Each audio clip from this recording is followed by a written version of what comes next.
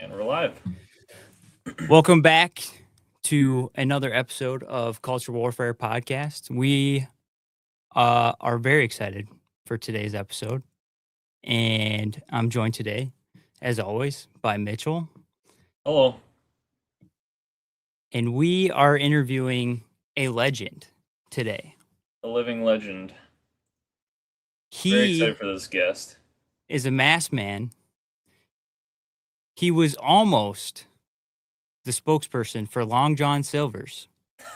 The first gun he ever shot was a M249 saw, and he just might be the voice inside of your walls. He's Risky Chrisky. I What's up, completely dude? forgot about the Long John Silver stuff. Dude, I saw that. I was watching you on a stream like 2 days ago, and I don't think I laughed as hard. I can't remember the last time I laughed that hard, like in the middle of like listening to something at work.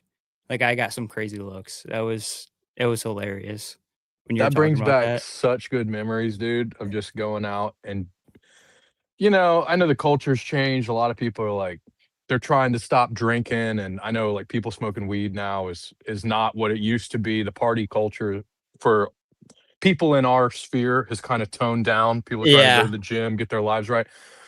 I'll tell you what, man, me and my friends used to get absolutely sloshed out of our minds and just come up with the most schizophrenic stuff. And like Oh, that Long dude. John Silver's like going around like emailing Captain D's and Golden Corral, like what was the other one? Ryan Steakhouse. Like, we know you Yeah. guys aren't pulling in business. Like, let me be Dude. your spokesperson. Dude, that is so funny. Like when did you decide to do that? I if I remember correctly, now I might be getting my timeline off. A guy I put this video out before. I don't go, so let me preface it. I don't go to Golden Corral. It's not like my thing. But my son, when he was like a toddler, he didn't understand what a buffet was. He's like, I want to go to a buffet, Daddy. I want to go to a buffet. So I'm like, I don't know of a buffet. And I looked it up, and like Golden Corral was the closest one. There's one like a half hour away. So I take him to Golden Corral, and I'm just going up to the buffet area to get like mashed potatoes and gravy for my boy. And some dude's like, it's Risky Chrisky. I'm like, in the buffet? Like, what? Dude, Come that's on, man. awesome. And That's I think awesome. at first I was like ashamed of it, and then like the humor of it hit, and I was like, dude, there might be something to this. Yeah, dude, you gotta do like a whole stream from like Yeah. a buffet or something. Oh, we made a bunch of dude. shirts and patches, Chrisky's Corral Schizo Buffet. Like, I got a whole Oh, those are still out. I saw a short, dude, that you put up that was hilarious. It was something about being at a buffet. I'm like, dude, I don't know how you came up with half this stuff. Like, Just what was the bullshitting other? with my friends, man. Yeah, dude, I was.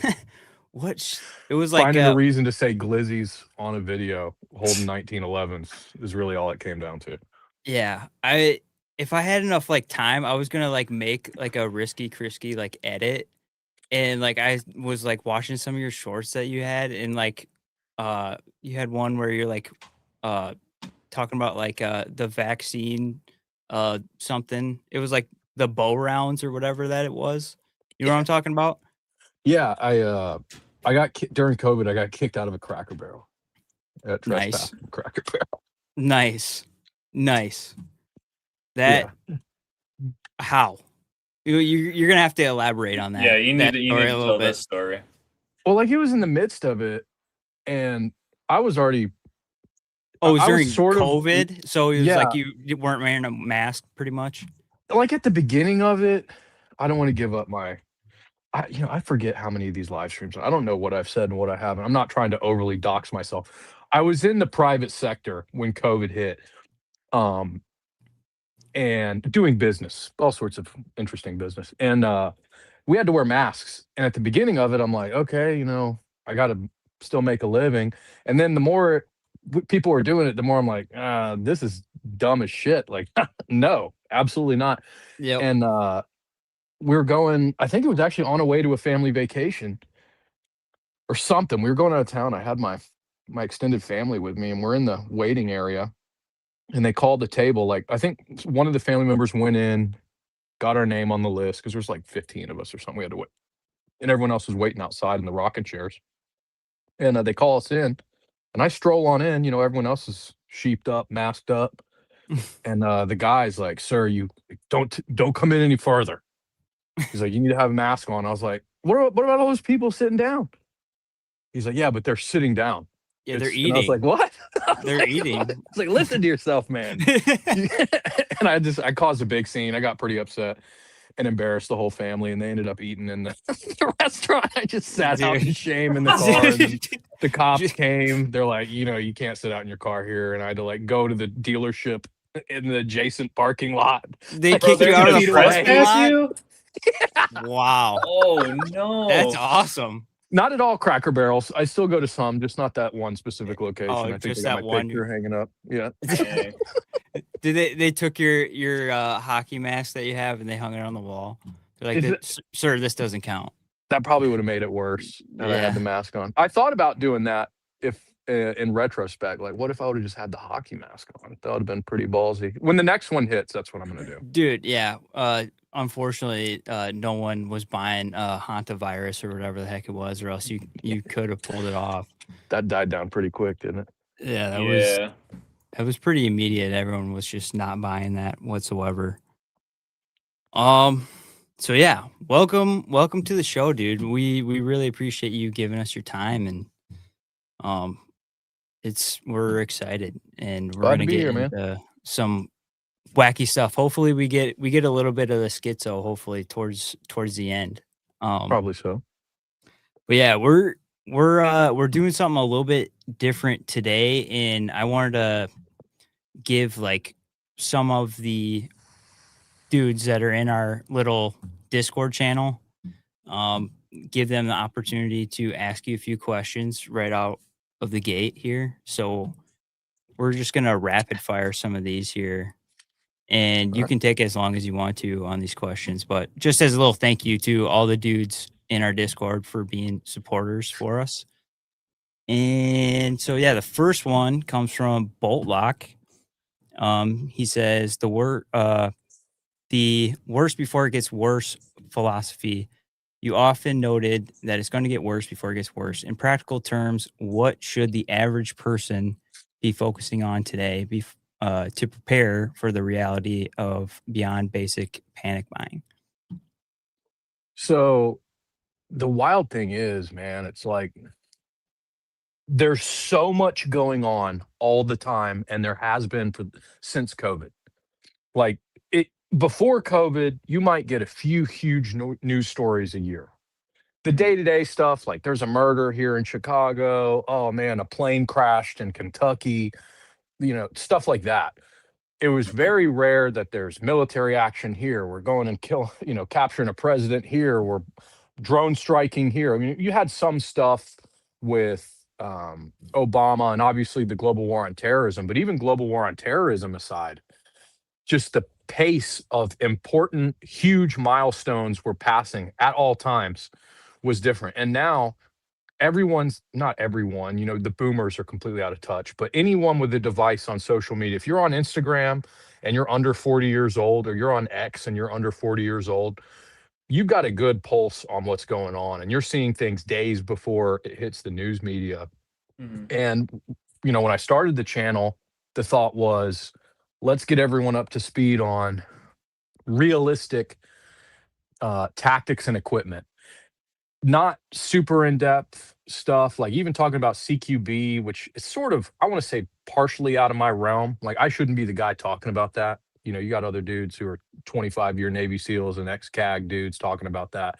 But just like, police up your gear, S-roll your straps and put tape on them so you're not loose, catching on everything. Tie down some of your important equipment, like your compass or GPS or water, if you have a chest rig, like basic stuff like that. Thinking, if we can get the cumulative lower denominator to rise, then we're going to have a better chance as free people in a society whenever the big event or whatever it is happens, right? Instead of you go and meet your buddy and he's just a sloppy mess, doesn't know what he's doing. At least if we can police up some of the base low hanging fruit, we'll be able to worry about more important stuff in the moment. That was my thinking then. And then as things started progressing with the election and just sort of accepting that our government was compromised by a small nation in the Middle East, and that took me a while to accept, man. Like that was, and I think it does for most people, depending on who your friends are and what you're subject to as far as influences and things like that, whether it be social media or whatever. But once I sort of saw that for what it truly was, then I realized like the end game is, I don't know how close we are to the end game, but there is an end game. And what I thought would take people 10 or 15 years to be J-pilled on, it's like, oh shit, they were J-pilled 6 months ago. Yeah, Oh, yeah. what's Yeah. next? You know? It So it's happening the thi- fast. it's happening extremely fast, which is good. Yeah. You know, I say it's good. I don't even feel like I need to give the disclaimer of I don't want anything to happen. Like we all know something's going to happen. I just rather get it over with and get things started while I still have the ability to do something about it. And I'm not going to say what I'm going to do about it, nor should I. I don't think anyone else should, especially on the internet. But my thinking now has evolved from, man, there's going to be they're going to come after us from whatever, to, hey, check out flock cameras. And what about this AI bubble that's about to burst as soon as, next year, right? Mhm. We've also got the stuff with the next election, and nobody trusts, like the next guy in the presidency, he could be, but odds are he's not going to be a huge Israel guy. So whatever their plans are, they're probably trying to get done before he leaves office. So you Mhm. got that deadline, arbitrary, because they could throw in a Rubio, and if the voting is all fake and gay and he gets in, it's just the same shit prolonged, right? So who knows? But you got that potential deadline. You've got whatever's going on in Iran, and that seems like we're in a bad spot that they're going to have to make some concessions.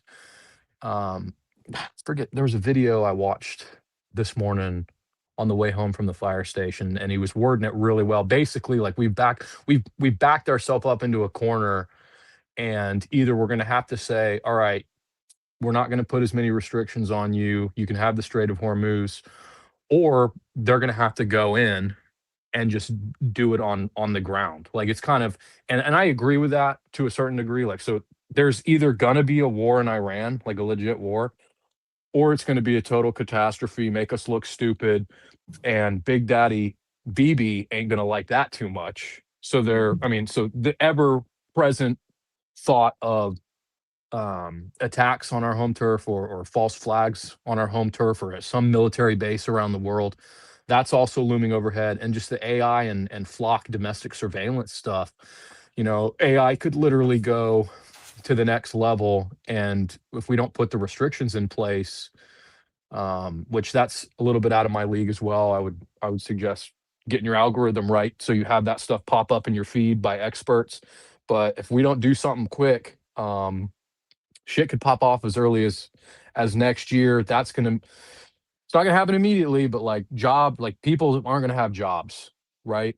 And so even your ability to make money, depending on what your job is, could be significantly affected in the next 2, 3, 5 years. Like you might not have, it might be anything from a bunch of people get laid off, you might get lucky, or they don't start coming for your jobs for a few years, all the way to it hits and your job's gone 3 months, 6 months later, right? So you got to plan for that. And what happens if it goes rogue, and then it starts doing false flags or whatever Terminator level shit you think it could, on top of the flock cameras and these data centers. There's so much going on that it's kind of like, um to circle back to the question, what should people be focusing on now? Um, Getting back to the basics, not tactically, because if you watch or have watched my stuff or watch this channel now, hopefully you got the bases covered. Maybe you're still saving for nods or a thermal or whatever, but like you should have your security stuff in place, right? You should have a rifle, you should have a concealed carry handgun, enough ammo and magazines. You should have already thought about your location and maybe some other backup and tertiary plans, whether you're going to stay in place or go somewhere else. Thought about communications. You should probably already have a friends group or understand how you're going to approach the lack of friends if you haven't made them by now. So I think all that you should already be there. If you're not there, bro, you ain't gonna make it. Like you're way behind the curve on that. I think Yeah, we that's should the bare minimum. double down on getting your assets right and your food and water and energy stuff right. So having that plan, trying if you can grow a garden, grow it. If you can get your food in order, canned foods, all that shit, water, sources of water. If you haven't got a hand pump for your well yet, if you live in the county, like you better be getting that. Solar panel backups, chargers, a generator, stock fuel, or have a plan to acquire fuel, if you know what I mean. That's what I think people should be worried about. And then also, they should be thinking about, what do I do if my job no longer exists? What is something else I can do? Do I have money saved? Do I have the ability to take money from XYZ location here and move it over to be able to live off of? Um, that sort of thing, or maybe even get training and have other options. Because it used to be like, learn to code, bro. And now it's like, learn to be a plumber Mhm. until the fucking AI robots learn to be plumbers as well. So again, not to sound like a techno alarmist or anything, but the more I look into that, the more I'm like, bro, is AI like the Antichrist? Like, I don't know. It Dude, seems like it could possibly be. yeah. And that was probably the best like first question. Thank you, Boltlock. I know he joined about halfway through your answer there, but like that was like the perfect I was just like going through my notes and you touched on like a ton of stuff that I want to dive deeper into, but that was like the perfect first question for the episode. So yeah, I definitely agree with everything there. Um, since you didn't get to see the full answer, he put another one in here, and this should be a pretty easy answer. He says favorite shape of sausage, link, patty, or other. I don't know what that's about, but What do you got? What part of the country are y'all in? Y'all in the South, Midwest. we're Midwest? Midwest, yeah. So we have this thing here called Biscuitville. It's basically like a breakfast joint that's open till like 2 in the afternoon every day. And they start early. You can go get a coffee, you can get pancakes, but it's mainly biscuits and stuff like that. They just brought back this smoked sausage biscuit, and they put weird shit like peppers and onion. Like, I don't do that. I just plain sausage, smoked sausage biscuit. So it's like a smoked sausage link, like a fat one cut in half and then spread out on a biscuit. Yep. So I think that's probably my favorite method of ingesting the sausage. It's dude, people sleep on like breakfast sandwiches. Uh it's got to be one of the better like foods out there, or food genres. Is just a good breakfast sandwich like hits. It I always hits like for whatever reason. I like biscuits and gravy. Those are awesome being in the South. Mm. But I really dig like a skillet, a breakfast skillet. There's this place, this little French place. I think they have more of them now in Atlanta when I used to live in Georgia. It's called Le Peep. The one I went to was in downtown, like old school Marietta. And they had these and like a cast iron skillet, potatoes, peppers, onions, cheese, eggs, your choice of meat, and that shit just hits so hard. I gotta start making those. Dude, Get fat as fuck. I have there's this little like coffee shop that's in like the town next to me, and it extremely expensive, unreasonably expensive to get anything at this coffee shop, but every once in a while my wife like wants me or craves it or whatever, so I'll drive down and get breakfast for the whole fam. It's like there's only 4 of us, and well, there's 5 now, but it was like $120 for like a breakfast for 2 adults and 2 toddlers. It was ridiculous. But they made like this burrito egg like burrito thing. Mm. Like it's like the best thing I've ever had in my entire life. It's I like just like that. Not the pulled price, but that sounds good. Yeah. pulled pork on eggs for whatever reason, like smokehouse like pork is yeah, it was banging for sure. But yeah. And then we got a couple more to get through here, and then we'll get into the actual interview here. It's all good. Central Stands Defense, friend of the show. He's been on here before. Cool guy. He says, how do you maintain your creative spirit and continue finding inspiration when you feel like you're running out of ideas? Probably two ways. The first is I go back to what works. And what's worked for me creatively is I hang out with my best friend. I for one, I keep up with what's going on. So yeah, my screen time might be through the roof, but I'm constantly updating, seeing what's going on, and like on X, and then I'm simultaneously just scrolling through my algorithm on Instagram because that this shit is just hilarious. The memes on there, and I just kind of take those and try to formulate some sort of overarching idea of the current thing, and then kind of backwards, what's the right word? Back engineer that Reverse into engineer. yeah, reverse engineer that into where well, that's I feel like I'm talking out of my ass because I take all that and see where's that going. But I Yeah. look at the common denominator of okay, today it's Mitch McConnell jokes. Oh, now we got Lindsey Graham. Like this, we can go a fucking thousand places with this, Yeah. right? And then why are the memes funny? Because it's real. Like people don't give a fuck about Mhm. this. And then you also got like, is homie still alive? Like, isn't he wearing that shirt in other pictures? Like, isn't this the same picture?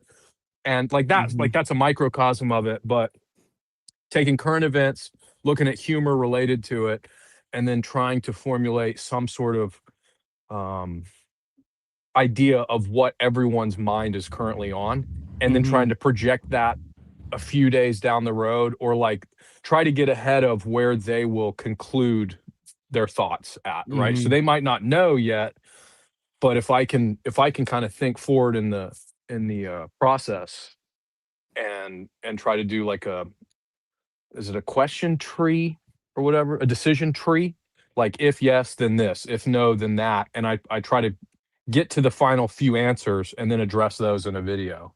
Yeah. That works really well. And then the other thing is don't I try not to be a try hard with it. I've been a try hard a few times on video and I'm like, man, this is gonna be fucking killer. And then it's like the worst views I've ever had ever.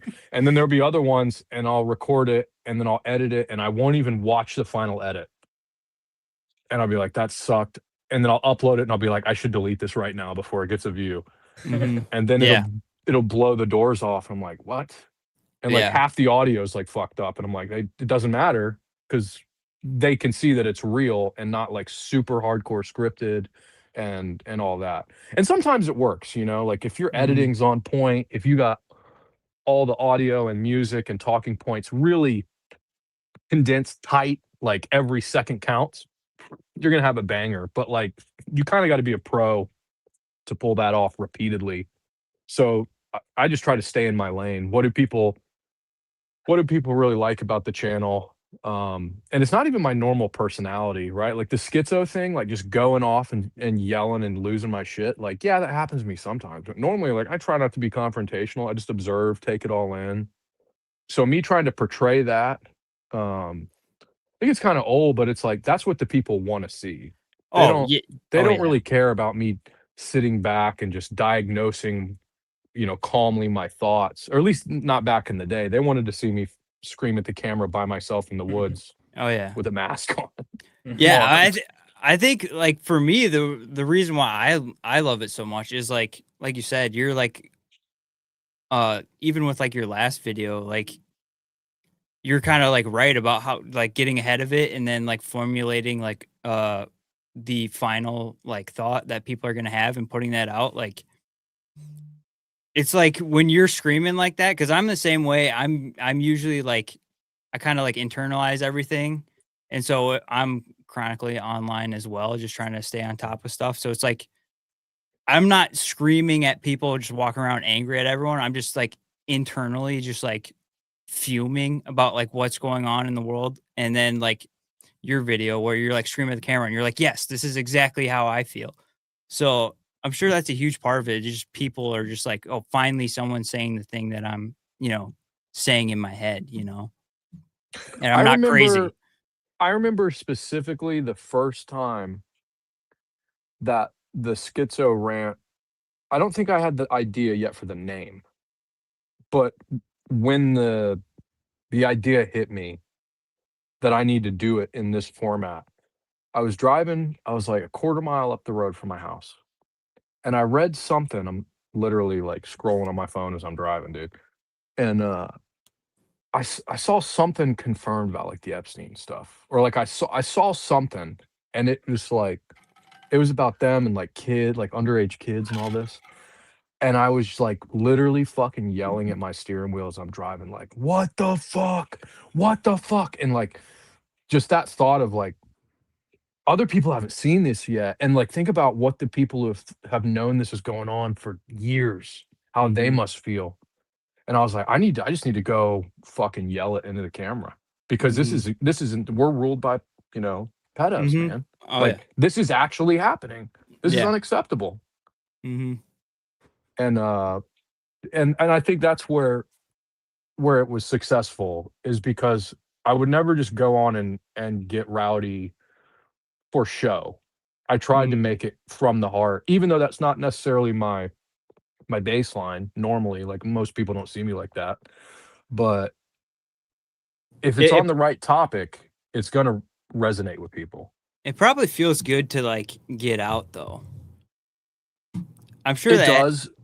it has to It have like some sort of peace that you get from that because I mean most people are just like walking around with like those thoughts just like locked in their head. I I'll think, tell or you people something people like us. I'll tell you something funny. So, um, a while back, not towards the end of the channel, but like when it was starting to heat up good, I had a few of my friends that were building homes on like large plots of land. And so I would go through sometimes, well, I only did this at one of my buddies' houses, but like I would joke on camera. I don't know, people might have thought I was serious. Like I was trespassing on construction sites, like just doing CQB videos. Like my buddy gave Mhm. me permission to do it. But Nice. so I'd be around the house and nobody would be there. But like other days, I'd I'd be out in the woods or I'd pull up and there'd be a crew of Mexicans out there like working on the house.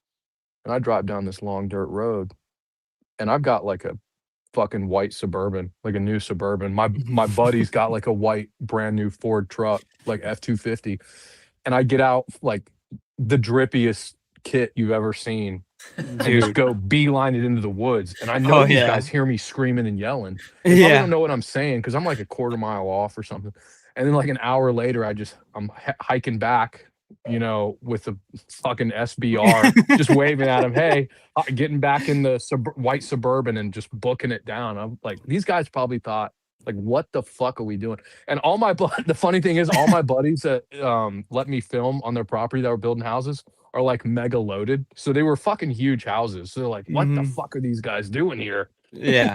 Something's That off. that's do you ever just like have a bunch of them scatter? Like you pull out like in kit and they just like, oh, it's over. The I immigration haven't, but service like Time to today. go home. Yeah. I haven't, but I've been in the woods and I've been like making my way back up because most of the time I would try to avoid them, but depending on whose house I was at, it was kind of unavoidable. I'd have to Mhm. park in front and then walk around the construction site to the backwoods area, and I'd be walking back up, and I'd see them before they knew I was on my way back, and they'd be on the roof or something, and they'd finally hear me, and they'd all be looking like touching each other, like pointing, like he's back, he's back.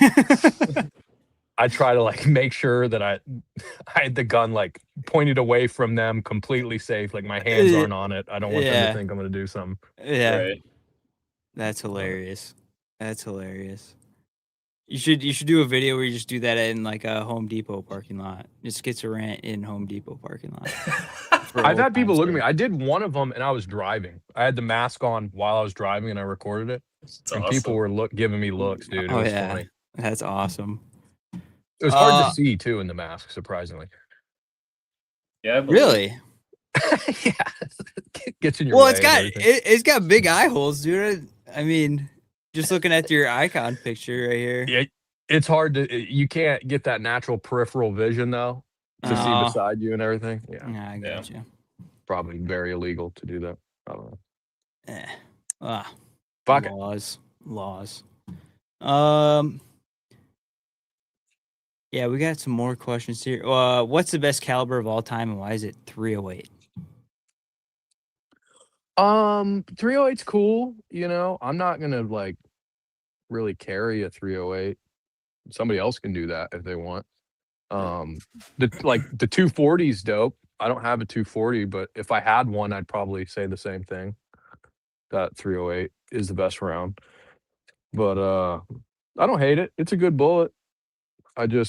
I'm of the nature of I'd rather have more bullets and less recoil for most activities. Not all activities. Some 308's excellent for, especially if you're static or you're trying to only shoot a few and then get the hell out of there. It works well, but to each their own. I don't hate it. Okay. And that leads into our last question here, and that would be, why is 308 lame and gay? I see what you did there. It's 308 itself is legit.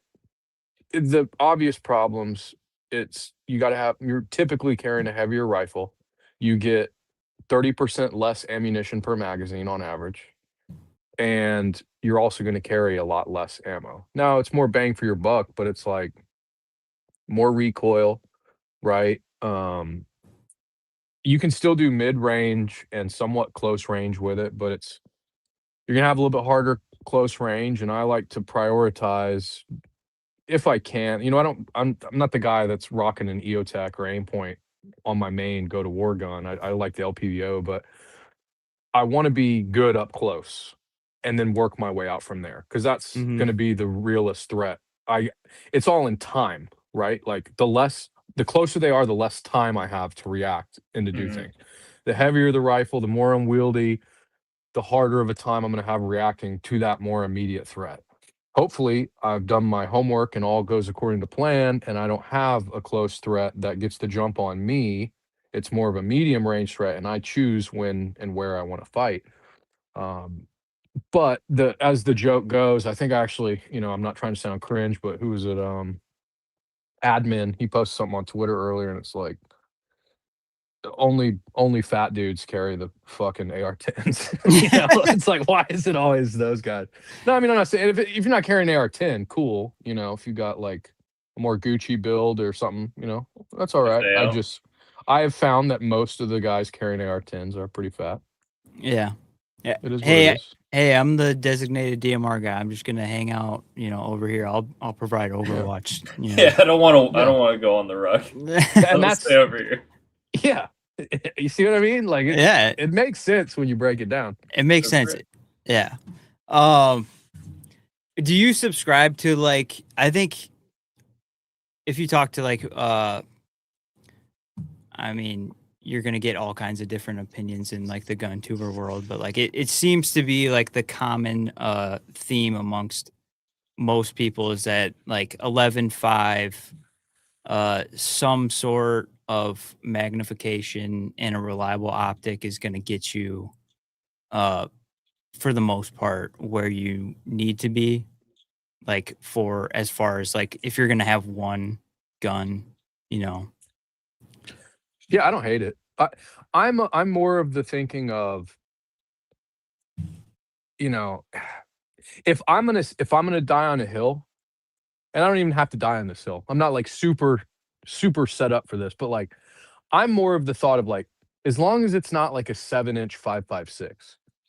Like anything other than that, like as long as you're good with it and you know what you're doing, like it'll work fine. Yeah. I think if you want a pistol brace, because you can do pistol things with it, like based on your state concealed carry stuff, like in your car and traveling, and you want a pistol 11.5, even if you want a 10.5, like I don't care.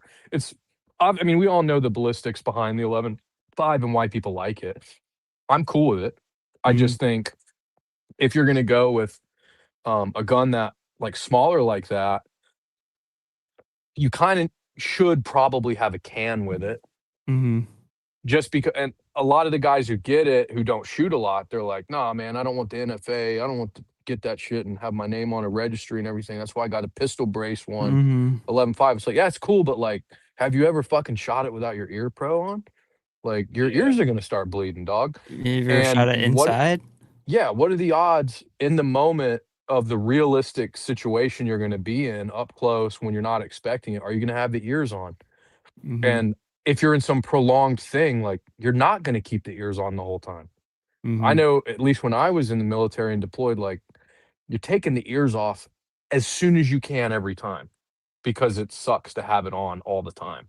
Mm. Mhm. So it's kinda like pitfalls with it. Like, I think if you're willing if you don't care about, submitting an ATF form and getting a can, whether you wanna SBR it or just rock a pistol brace, as long as you get a can, I think 11.5 is awesome. No matter what optic choice. If I was gonna I don't have an 11.5, but if I did, I'd probably get, like a T2 and a magnifier on the back. Mhm. I think that's probably I like the T2 over the EOTech just for the battery, and I like the dot Mhm.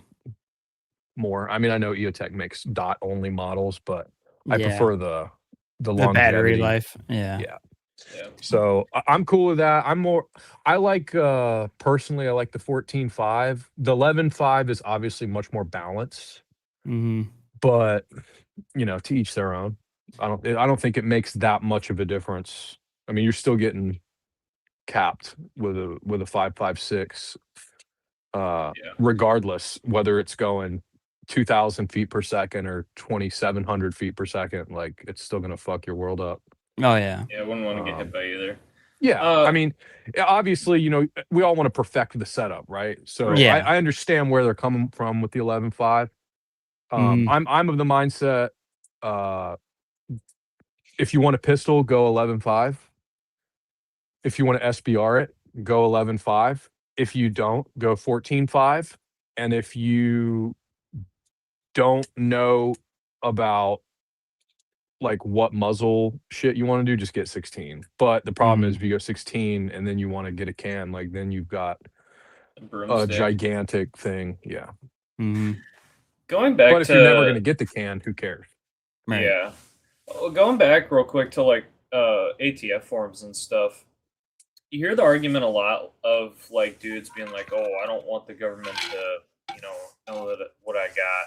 I don't want to give them my thumbprints and fill out forms and stuff like that." I hear that a lot, and I actually have a lot of people in my life that have given me that argument, and I've always thought that was a little silly because you're already filling out a 4473 to buy a gun, and we know that the ATF has a database of all that crap due to the work that GOA did. What was that back in like 2020? And so the argument to, oh, I don't want to get a can, I don't want to do an SBR because I don't want to give the government my information, know what I have. It seems a little silly to me. Are you under the same impression, or do you have other thoughts? Um, I don't really I obviously don't like it. I don't the more I have to do with the government, the less I wanna do with the government, right? I Mm, think it's all bullshit to begin with. But it's never been easier to get a can or an SBR than it is right now, and it's mm, free yeah, besides the headache, and if you gotta, you know, pay a little fee here or there to a gun store or whatever. I went out and got professionally fingerprinted and I have the file for my own fingerprints. So I don't even have to go, like, I can do all the online forms myself, Mhm. including the fingerprints, which is excellent. Mhm. My thinking is, and you know, back up a step. I was also in the military, and what I do with my job, one of my side duties of my job is I do a lot of outreach and stuff and working with underage people that are interested in being firefighters. So Mm. I have to have FBI freaking fingerprints and background checks just to even work with the children that I work with. So it's like between the DNA that they already have on file from me from the military and my stuff for work, like they already have all my shit anyway. Mhm. So it doesn't matter to me. Now, the thing is, if you are going to be like a sketchy motherfucker, and I don't mean that in a bad way, right? But like if you're going to do cool shit that I can't talk about on the internet, I probably would avoid that because if Big Daddy Brother finds out, then you're just going to get a shit ton of extra charges and you're going Mhm. to go to jail for even longer. Sure. And Yeah. especially if you don't like do it the right way. Like if you're gonna get I don't want to say, is it class 3 technically? The class 3 items? Um, You're or saying is that for like only, full auto? well, so class 3 is only like SOT stuff. If you're gonna get SBRs, SBSs, AOWs, suppressors, things like that, you better have like a safe. You better understand what happens if you die. Like if you Mhm. don't have a trust or you don't have a trusted person listed on the form, like the government gets that shit back. Yeah. So just understand what you're getting yourself into. Understand that even unfortunately as it is right now, like the shit has to be engraved. Um, if you made it yourself, right? So like if you turned a shockwave into a short barrel shotgun, like it's got to be engraved. And Mhm. if the ATF finds out somehow, you're gonna get fucking hemmed up. If you keep it in next to your bed and somebody breaks into your house and your wife shoots them with it and you're not there, your wife had access to that SBS and she shouldn't have had it because you were not there with her. You're going to get hemmed up for it, right? So you have to be smart about it. Mhm. And like I said, if you're doing sketchy shit, I think, don't quote me on this, but I think I heard it from one of his good friends. Like, oh shit, I feel real stupid for not remembering the dude's name. Homeboy that got arrested, Dugan? Dugan Dugan. Ashley? Oh, Yeah. yeah. So one of Dugan's friends told me one of his biggest regrets was going through the ATF for certain things because they just Mm. tacked on time and charges to it. Mm. So, Mhm. and that goes back to my point. Like, if you're the average guy not making videos about what he was making videos about, like you probably don't have anything to worry about. Right. But if you're going to be doing anything fun, extracurricular that the government might not like, I would probably avoid it because Mm. you're just gonna throw yourself out there even more. Mhm. But I think for the average person, as long as you understand the rules and regulations and you have a safe place to keep it, I'd say do it. Like there's never been a better time to do it. There's so many people that are on the registry. Mm. Like, yeah, you might be targeted, but like I'm sure there's probably within a half mile of me, there's probably 100 people with shit on there anyway. Right. So Yeah, I think for me too, like if I was gonna be that person that was gonna be like, yeah, I'm not gonna, F the government. I'm just gonna do it and, try to get away with it. I would just be walking around paranoid because, like, okay, do you have an iPhone? Do you drive around in a car?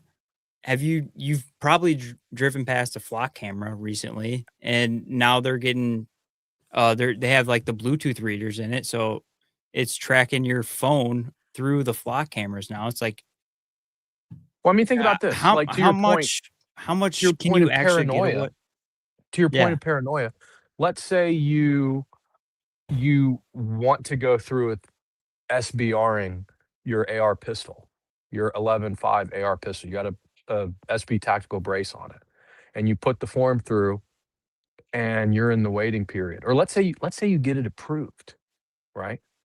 But you haven't got it engraved yet, and you put the stock on and you take a picture of it, right? Mhm. Like, who's to say Big Daddy fucking AI overlord doesn't already know through the cloud that you put the stock on there and it's not engraved? because it's been monitoring where you've been going and all your transactions, right? Like to Yep. take it to level 10, right? So like, Mhm. and I think a lot of people haven't even thought about that. I know plenty of people who just throw a stock on the pistol and then they just keep the pistol brace around so they can just, put it back on, if people are looking, which I mean, I don't give a fuck. Do whatever you want. Fuck all that Right. shit. But Right. at the same rate, like, you ever take a picture of it? Did it Mhm. get saved to the cloud? Do you Yeah. think that there's another copy of that somewhere if they ever chose to go after you? Because Yeah. I don't think they just look at it all the time. There's too many billions and billions of photos and videos saved in these servers. But like, if they just pull your forever file and want to get you, they're going to find something to get you with. So Mm. there's, you just got to be smart at the end of the day. Do whatever you want. But if my thinking is, if shit really goes down, I want the suppressor. Yeah. I Right. want to have the option. Yeah. And if they're going to get you, they're going to get you no matter what. Yeah. Right. Like to your point about Dugan too is like, I mean, if you like look into like this stuff that they're trying to get him on, it's like obviously he didn't do anything wrong. Like uh even legally, I don't even think it would be a stretch to say that he did anything wrong. Morally, definitely not. But it's kind of one of those things where it's like if they want you, they're gonna get you. You know, Well, if they here's the problem with the Dugan thing. To any normie retard or boomer, he was making videos of explosives and terrorists knew about it, and he's the reason they knew, right? Like, Mhm. the people not familiar with the internet look at that and they're like, "Oh, fuck," you know? But, like, Yeah. if you've been on the internet for 5 minutes, you're like, "Dog, he didn't that's that's not that bad." And yeah. he didn't technically do anything illegal. But the problem is the judicial system and all these law enforcement agencies are full of fucking retards. Not all Hmm. of them. Some of them are good, but like, you know, I mean, I shouldn't even have to give that disclaimer. Yeah. Just as well as I do, they're full of fucking morons. Oh yeah. It's unfortunately becoming increasingly rare for the good ones to meet the good ones. You know. Mhm. Um.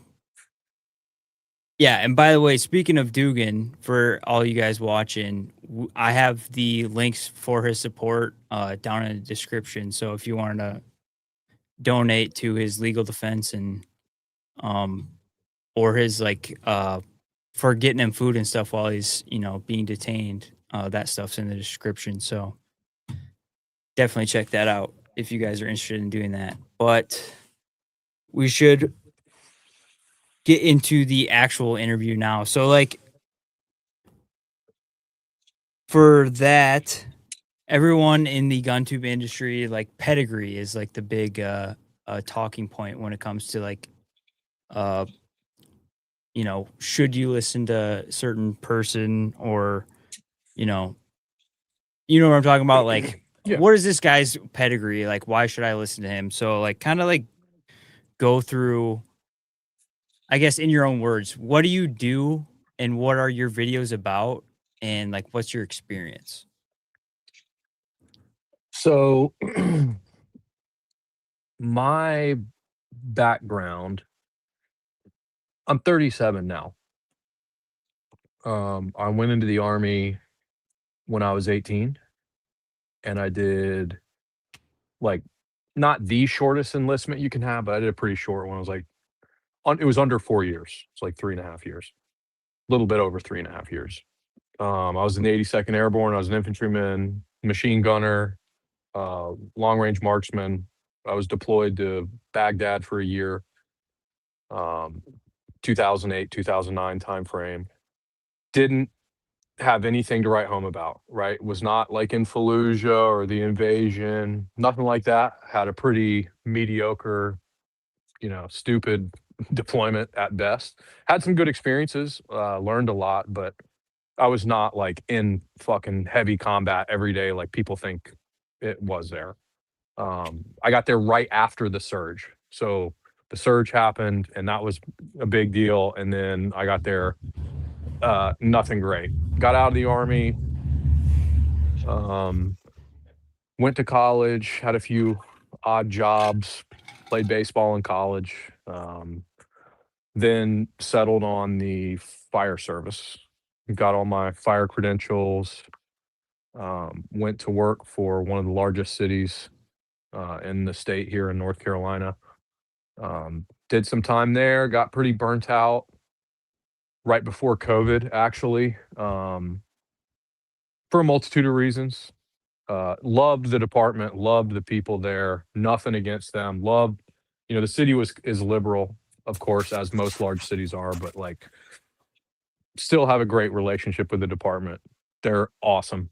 Um, just got burnt out, was on like the busiest ladder truck there. So we were running um I don't know if you guys have any reference on this, but uh my ladder truck ran about 4,000 calls a year, and that's like minimal medical calls. Like we're almost never running medical calls. So we got to do a lot of stuff, a lot of fires, a lot of rescues, a lot of wrecks, just fucking awesome.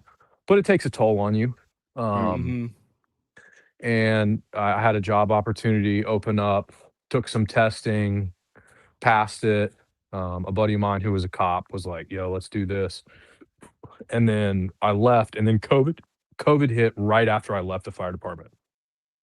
Worked in the private sector for a few years, and then uh again, trying not to super dox myself, got fired for standing up against COVID in a very public way, um, that the people at my firm, if you will, did not like, which I don't regret it. I would do it again in a heartbeat. It made Mm. them look real stupid, and in retrospect, like, a lot of people don't, only my close friends know about it, but, like, it's kind of awesome to have my name associated with that. I'll share that offline with you guys, and y'all will Yeah. have a Sure. really fucking huge laugh at it. Okay. Went nationally viral for it, actually. That's Um, funny. so I went to another firm, worked for a little bit, and I was just like, these motherfuckers are snakes everywhere. This profession is a joke. And at that point, got back into firefighting a little bit, not a lot, like started teaching at the local college to the fire recruits and doing some volunteer stuff.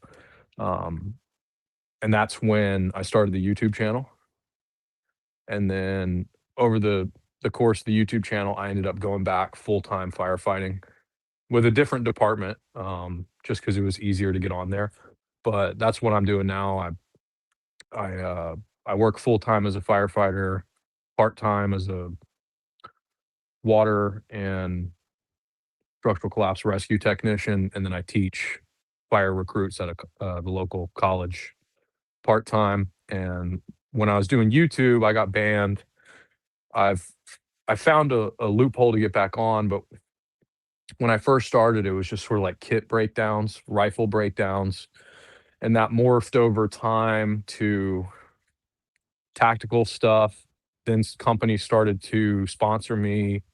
Um, People wanted me to do reviews for guns, all that. So the views went up. I got lucky and got hooked up with a few larger channels who would help me and give me advice, and we would collab sometimes. And then uh, the algorithm change hit with YouTube to where you had to do shorts and live videos to be relevant in people's algorithm and feed. So my thought process was, I'm not this 20-year Navy SEAL. I can't talk if I have to put out multiple shorts a week. How long can I talk about tactics before I've said the same thing and I'm repeating myself, right? And it's not relevant. So my thought was, let's put out stuff on current events and put the schizo twist on it. So I started putting out daily news updates in a very sarcastic, just schizo mindset, um, which that helped a lot. And then I started doing lives like once a week, twice a week, and I would have different guests on, and I would just kind of go off the rails for an hour or two and get drunk There on you go. screen, and it was fun. And then I got banned. I tried to make a few comebacks. I actually tried 11 times through different means, and the longest one lasted was like a week. And at the end of it, I was just so frustrated. I tried different names. I would try voice changers, never showing my face, using other people's devices, never logging in from my Wi-Fi network, all sorts of stuff. And I think the last one I had, I found out there was this guy whose name was Hitler Mussolini, and there's a picture of him online. So I made that my profile picture, and my last channel was Hitler Mussolini, and that got nuked pretty quick. Nice. And Nice. oddly enough, I'm in the process of reviewing a suppressor, and the company that sent it to me, they're like, use this code, and you'll get 100% off the suppressor, so you can get it for free and shipped to your house. And Mm. the code was Hitler Mussolini. I was like, you That's guys awesome. fucking, y'all know what's up. Hilarious. Dude, that's awesome. That's awesome. But yeah, so I actually, the way I'm on now is a guy I know gave me his login credentials for his YouTube channel. And then I Nice. just changed the name and everything. And so it's been working. Probably won't last. I don't know why it's still up. I've said kind of whatever I wanted to say on it, more or less. So I'm surprised Yeah. that it's still going. Who knows how long it'll last? But I am on Twitter, and I was able to do the same thing with Instagram. Nice. So I've been banned on Instagram, tried a bunch of times to get back on, and then a guy gave me his login information. I just took over the account. Nice. And so I'm on Instagram too. So Yeah. it was just one ban, and then it was just they made it impossible for you to like come back on your own, essentially, or was it like multiple bans? So it was one ban. But like, here's the funny thing. I broke all the YouTube rules like multiple times, and I never got a channel strike. And the first time I got a channel strike was on a video talking to one of my buddies who's he's on the SWAT team. Cool dude. And we were talking about God, and I put God in the title, like talking about God with my friend such and such, right? And I got a channel strike on that. And I was like, what? We definitely didn't break any rule. I don't think we even cussed in the video at all. So that was kind of like an eye opener for me. And then I would get random channel strikes on things that didn't, on videos that wouldn't break rules. But then there's like 400 videos of me breaking the rules, right? So I was like, what the fuck is this? Yeah. At least do it for real. Right. So then when that got banned, I'd come back, and then just like randomly I'd try to log in, and it'd be like page not found. Page not found. And then I would type in the URL like youtube.com/such and such channel, and it'd be like page does not exist. So that's how I would always find out. Oh, nice. Yeah. So their software just found out it was me, I'm assuming. Yeah. We're kind of just assuming that, like, obviously our channel is like tiny. So I think between me and Mitchell, we just assume that if it ever gets to a point where it is big enough, like it's just the whole thing's coming down, because we still have no idea how the rules work or what you can and can't say. Like, I think the best thing to do is just try to be, a guy that does it and somehow it works is Sam Hyde. oh my Right? gosh, Like yeah, Sam Hyde's jokes are fucking hilarious. He says whatever he wants, and when he doesn't say it, he infers it, and you immediately know what he means one way or Yeah. another. yeah, Like if you can be that smart in advance, knowing that they're coming for you, and just set it up like that, I think that's a great aspect. Or like what y'all were talking about offline is say what you can and then bump over to Rumble and say everything else. yeah, And then they have no leg to stand on. right. Yeah. Which, yeah, I'm kind of, yeah. By the way, our Rumble is in the description as well, and there may be some point if we're dancing around like words a bunch towards the end, because we'll probably get into some like conspiracy theory stuff towards the end. If we have to dance around a bunch, we may just end the stream on YouTube and just go Rumble only. So make sure you guys are. I just If hate you- how the views on Rumble are. Like nobody watches no. Rumble, dude. No. Yeah. I can't tell you how many times people would comment under my videos like, "You need to start a Rumble channel." It's like, I've had a Rumble channel for 3 years. Yeah. And You you are know, on there. like it's Yeah. it's in the link in the description. Yeah. It's just it is weird. Like YouTube sucks, but it's like the only way. Like it's the only place It's that a public people, like, square. go Yeah. to. Yeah. You have to be on YouTube for the views, because Yeah.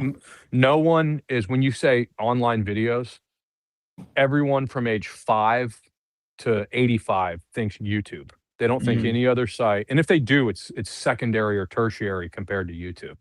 Right. Yeah. Unfortunately, my son just only refers to YouTube videos as Goy Slop, and That's great. he's 3. So, You're doing it right, dude.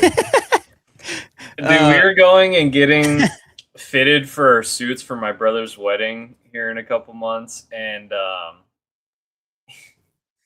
his son comes up to him and he tugs on his pants, and he's like, Daddy, can we watch Goy Slop? I'm like, what?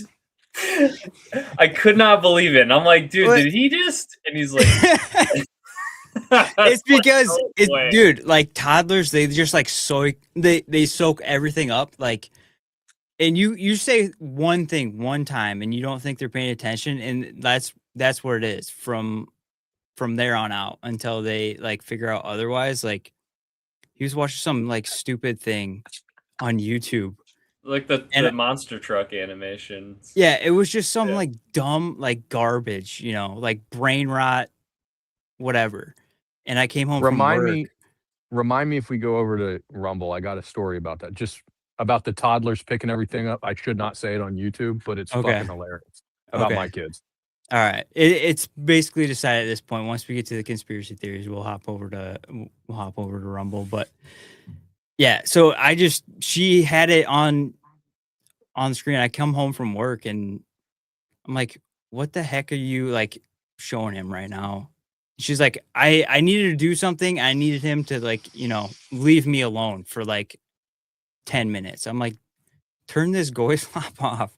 And so I turn it off and he's like, Daddy, I want to watch Goy Slop. I'm like, dude, you can't be saying that in public. And then, of course, next time we're out in public and he's like, Daddy, can we watch Goy Slop? And Mitchell caught it and it was like, all right, well, now I have to be careful now. But yeah. So yeah, it's funny with kids too, because like when they do something you don't really want them to do, but it's hilarious, and you just they pick up on it so bad, but you can't because it'll just encourage them. So I just had to bury my face in my hands because I knew Bo was like, okay, let's not. Dude, the best part is like everyone that was there when we were trying on suits knew exactly what was about to happen. I was gonna turn on YouTube and he was gonna watch some brain rot while he like left everyone alone for like 10 minutes. Yeah. But yeah. All right. Let me double check where we're at here. Yeah, so that's okay. The only reason, one of the reasons why I brought up the pedigree is like I knew you had some military experience, and I saw a video yesterday or the day before that's been going around, and I'm wondering, I don't know what your like boot camp or whatever it was called in the Army, but have you seen there's a video going around. Have you seen it? Is it the one where they're in a line doing push-ups? Yes. Mitchell, have you seen this? I don't know if I have. This will probably be the only video we watch today, but I wanted to get your guys' reaction to this, or at least Mitchell's if he hasn't seen it. Hopefully, can you guys hear it? Yes. Okay. Fuck yeah, right on it. Oh yeah. Oh my god.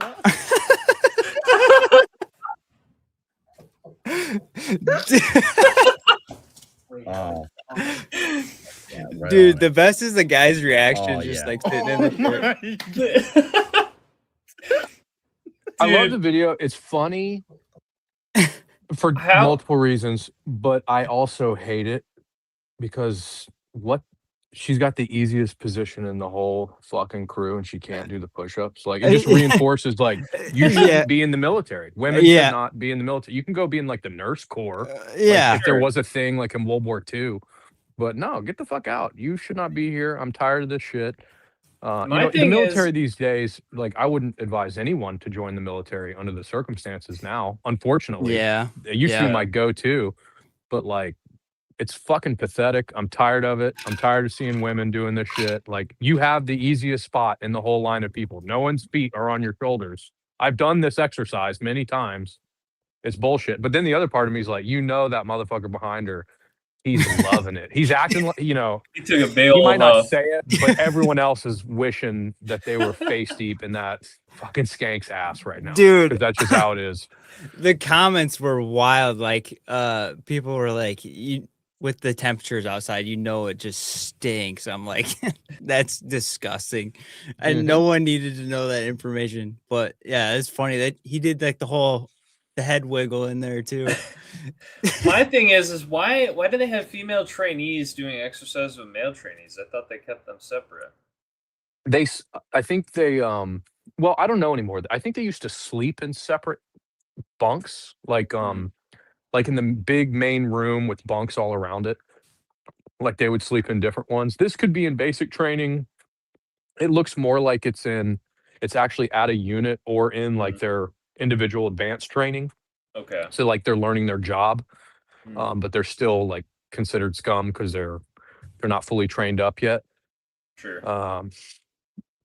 But yeah, it's just, I agree. I saw a comment on there, Cody Wally 88 or whatever. I agree with everything he said. I'm going to talk about that on Rumble, but I literally agree with all of his comments on there. Which one? The voting thing? Yeah, 100%. But I got ideas on that. It's not just like, and it's not just shouldn't vote. Like, I think there should be family votes. I think your vote should matter more if you're married and own land, right? But like the head of the household votes. Yeah. But like the head of a household, and I think also, like, not to get ahead of myself, but like if you're not able to be drafted, like have forced to sign the selective services, you shouldn't get to vote in who the commander in chief is. I still think it's all fake and gay, the voting process, but like, that's if you minimum. As a woman, like, you're not forced to do that. You shouldn't have a vote. But I think if you're a man and don't want to be drafted, you should be able to remove your name, but you also don't get to vote. So you don't get to vote unless your name's on that list. That's my thought. Yeah, right. If you don't, you need to have a stake in the future of the country.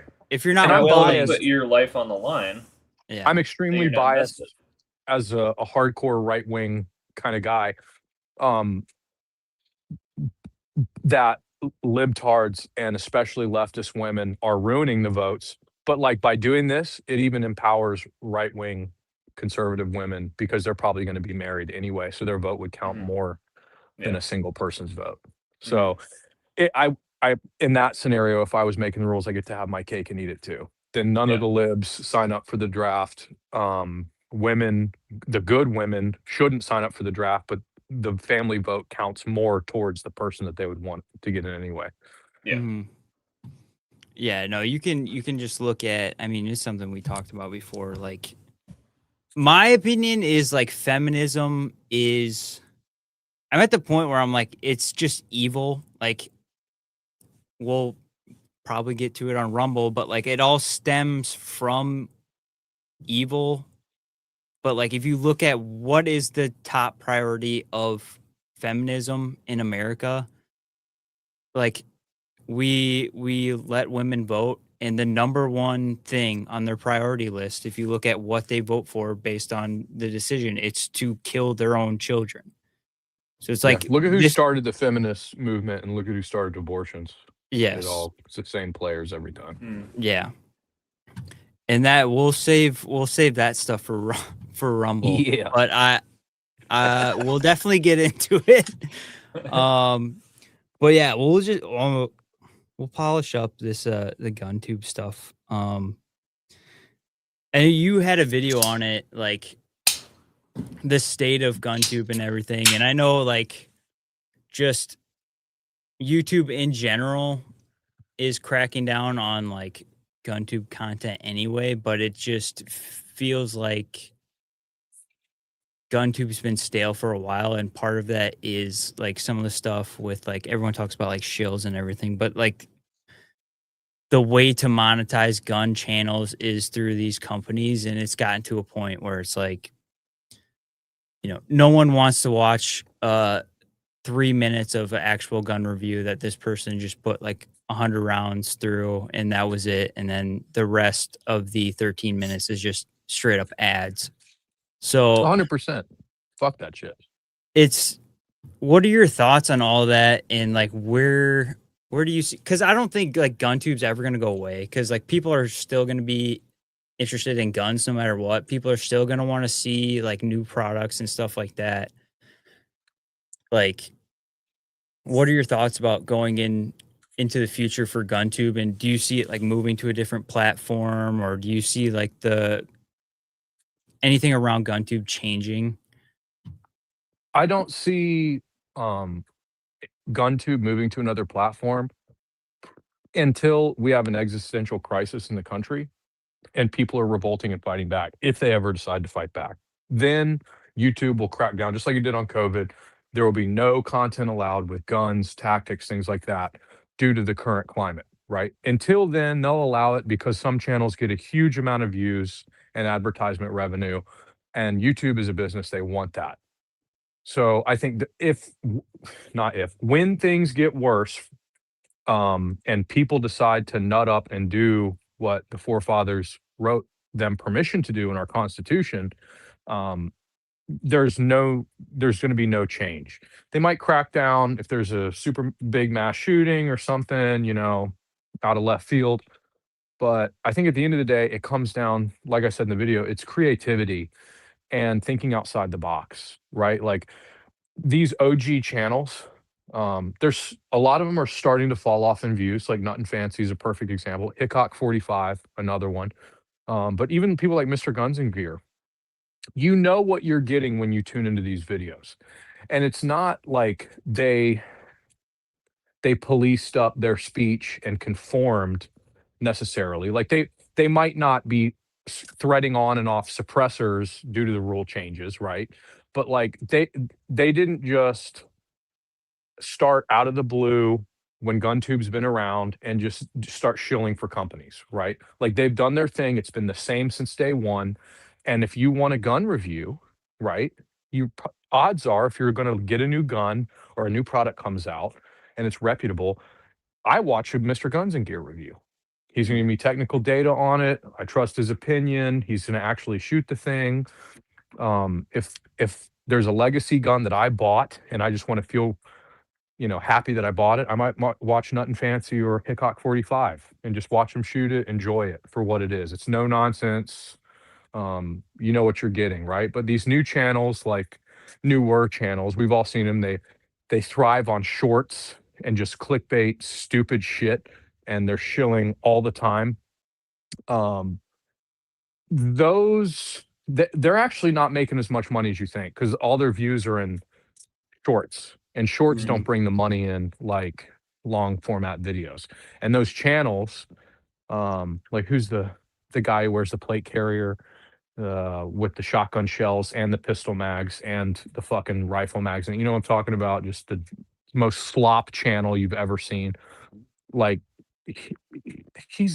nobody gives a fuck about that channel. People watching that channel are like I children. don't know if that would go over well, but well, and here's the worst part. I have an interaction with him. I forgot his channel name, which is actually excellent because you don't need to go watch it. I had an interaction with him at SHOT Show. That's pretty funny. We can talk about it on Rumble. But I think, a lot of people blame Leviathan Group. And I understand why they do, but I was a part of Leviathan Group. And I didn't know, so I didn't reach out to them. They reached out to me. And my preconceived notion was they're going to tell me what to say, how to do everything, what I can and can't do. And when I talked to it's basically a talent agency. So think about it like people who are actors. They have a talent agency. They put their picture out there. They talk to movie producers. Here's a headshot. Here's their experience. Here's what they can do, what they're good at. Hey, we've got I forget, a cast or a reading for you. You can go in and try out for an actor spot or whatever. It's the same sort of thing with Leviathan Group. You sign a time agreement with them. Mine was like 18 months, I think. And I asked them, I said, Are you going to tell me what I can and can't say? And they're like, No. I was like, Can you put that in writing that you have no editing ability whatsoever, no say in anything I put out? And I was like, If I put out something that you don't like, you're going to drop me? They're like, No. And they put it all in writing. And I was like, That's cool, you know? And they would bring me like random stuff. And some of the things, a lot of it I would turn down. It'd be like, "Hey, we got this ad. You should read it. They'll give you $500 and they'll send you a, you know, an ounce of gold. And it's a 1-minute gold read, and you read this paragraph, and it takes less than a minute. Cool, do it. I'll do it. Fucking, that's free money in gold. I can do it in less than a minute. I can throw it in a 25 long minute video. That's fine, right? It was never anything crazy, and you had the ability to turn it down. The problem is, these guys, a lot of them, not the main contributors. So like, I think you had, don't quote me on this. I think you had like Popo Medic. I know Mr. Guns and Gear was on it. I know Garantham was in it. They didn't have a problem with it. It was some of the other channels that were in it, and the video would revolve around the review, and not or the ad read, and it wouldn't even necessarily be gun related, right? So Mhm. when you start reading ads for money on things that have nothing to do with guns or preparedness, and you're a gun channel, people start to notice. And then when you're reviewing shit tier products and comparing them to like, you're comparing some Chinesium light, comparing it to a Surefire 300, right? And saying it's just as good. It's like, come on, man, what the fuck are you doing? And then, so I didn't renew my contract with Leviathan Group. They tried to help me with a lawyer to get my YouTube channel back, which I appreciate.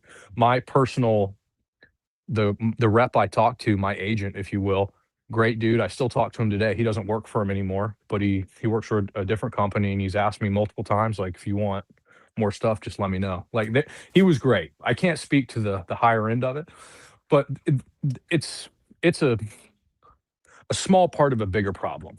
The bigger Mhm. problem is, if you want to put out content to the level in which people are going to subscribe in high numbers, and you can actually do this at a high level, you have the ability to make a living off of it, right?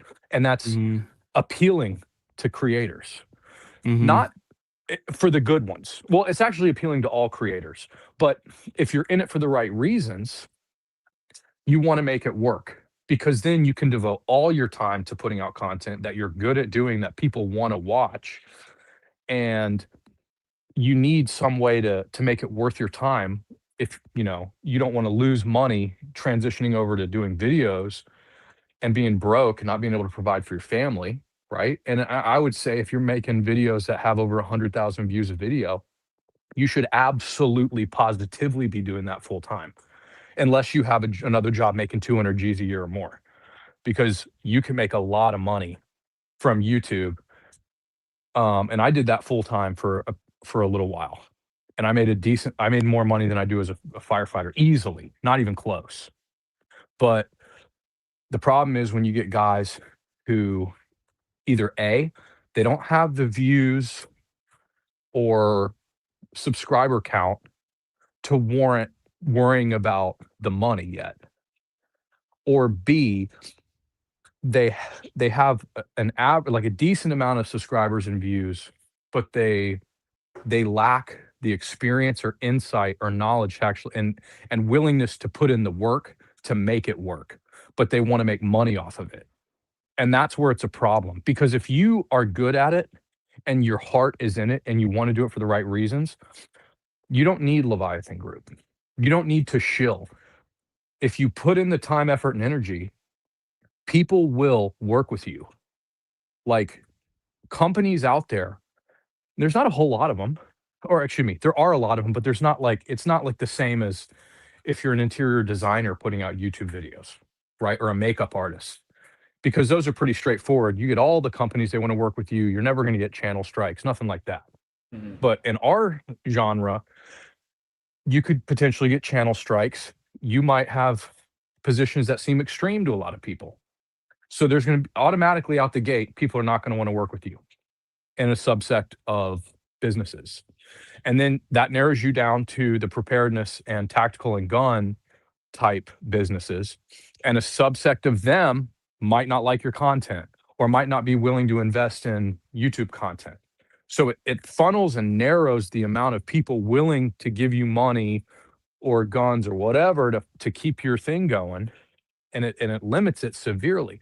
The thing is, though, it's a big world, and there's still a lot of businesses out there that are like-minded and want to work with you. Even if you have 10,000 subscribers or 5,000 subscribers, right? If your videos are constantly getting a lot of interaction and views, you can work with that. And it might be slow. And I never made YouTube videos to the thought of, this is going to be successful. I'm going to make a living off this. Not once. That was never the thought. My thought was, I'm searching for videos that don't exist. And I know a little bit about the topic. Why don't I make the video and put it out there? And then that would spur the creative juices going. I say, oh, what about this? What about that? And then it would start replicating. And I was able to find companies that wanted to work with me. And at first, once I realized I'm getting guns in, or I want to perform shooting content, but I can't afford to shoot all this ammo, I reached out to ammo manufacturers that I liked and distributors. And I'd send them an email. Hey, this is my name. This is what I do. Here's my channel. Here's my average views. Here's my average, click out rate. Here's how long people typically watch the channel. And I'd never really asked for money in an email to somebody, but I'd say, would you be willing to send me 500 rounds? Or would you be willing to work with me? And I'd give you a plug. If you give me some media, I can share it in a quick little commercial. I can say you're a channel sponsor. I can say whatever you want. We can talk it out. But would you be willing to send me ammo? And most of them said no. But like Lucky Gunner said, yeah, we'll send you ammo. And so Lucky Gunner was my first ammo sponsor. And they have great content. They're very knowledgeable. They're kind of hyper specific in the videos they put out. But they sent me ammo. And that got me started. That allowed me to make 4 or 5 videos with the ammo that they sent me. And then I had an ammo sponsor shortly after that. And I was receiving a lot of ammo. And that spurred my ability to shoot. And here's the funny thing, and I tell people this all the time. I was an airborne infantryman and I've deployed to Iraq. I've shot a decent amount leading up to the YouTube stuff. I thought I was a good shot. With a rifle, I was pretty good. With a handgun, I was okay. But in my mind, I'm good with a handgun because I concealed carry. I was in the Army, dog. You know what I mean? Yeah. But then, you shoot 1,000 to 2,000 9mm rounds a month, every month for a couple years, and then you realize how fucking bad of a shot you were. And then now you can shoot, like, you can write your name, and it's abnormal to make serious mistakes, right? And so that spurred my understanding of handguns and of shooting, like what this actually does. So then that even reinforced my mindset of training. I'm not shilling for training. I don't have a training company or anything like that, but like that's when my mindset sort of changed. Like, get you a gun and get a fuckload of ammo. Like some of these guys, like Ben Steger and some of these dudes, like they're not lying when they say get a good gun, one good gun, and a shit ton of ammo and start shooting. Because even if you're not doing, and competition obviously is excellent. I'm not a competitive shooter. I've been in one competition before, but just going to the range and actually making it worth your range trip and trying to push the envelope, shoot faster and faster and faster until my accuracy degrades, and then try to maintain that on that bubble until I get good enough to do that. And then I can push the time even more and the distance even more and make it a little bit more confusing, put more targets out there, do more reloads, put some stoppages in there. And you'll be surprised at how fast you progress. But it is a skill that you have to maintain. I'll tell you that right now. Because when I stopped making YouTube videos, there was like a 3 or 4 month span that I didn't really shoot more than once or twice. And I went back to the range and shot handgun. I was like, damn, I'm fucking bad again. I got to shoot some more. So Yeah. I think a lot of guys just, you have to work for it. And if the sad part is, it's not even sad. It's just the reality of the matter. Everyone's not meant to put out YouTube content that people want to watch. I respect a lot of these guys and I'm friends with a lot of them, And if you're watching this, I'm not necessarily talking about you, so don't take it personally. I know a lot of these people that have had YouTube channels for a decade, and they're getting 50 views on a YouTube channel at best, or on a YouTube video at best, and they put out a video every other day. It's like they're talking into the abyss, but they still put it out. It's like, obviously, they're not making a living off of it. And in that regard, the fact that they don't give a shit, I respect that a lot. Like, they're gonna put it out no matter what people fucking think. You're gonna have to see their channel floating around. But the people who think, I'm gonna make it, I got this sponsor, I did this, and then they just put out dog shit. It's like, what are you even doing? You have no room to complain. And if you're putting out clickbait, people, you might be able to put out clickbait once here and there, like every 20 or 40 or 50 videos, and it's okay. But if every video is clickbait, you're gonna lose respect really fucking fast. Dude, trench grenade. Well, and see, dude, that's the I other didn't thing. want to. I know didn't wanna Trench say Grenade that, like- personally. I know him. I've been to his house. He's Yeah. a good man. He is a good man. He's an honorable man. The issue is with the channel, the clickbait, and The clickbait is the terrible. hardcore stances, and then flip flopping on the stances. It's Yeah. like that's another aspect of content creation. You got to stay in your lane.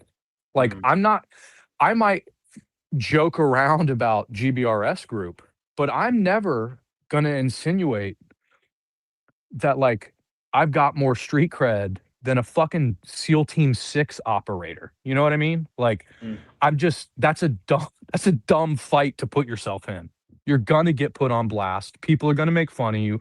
Other channels are gonna cut your video and call you out on it, and it's gonna blow up in your face. Poor idea, right? Poor idea.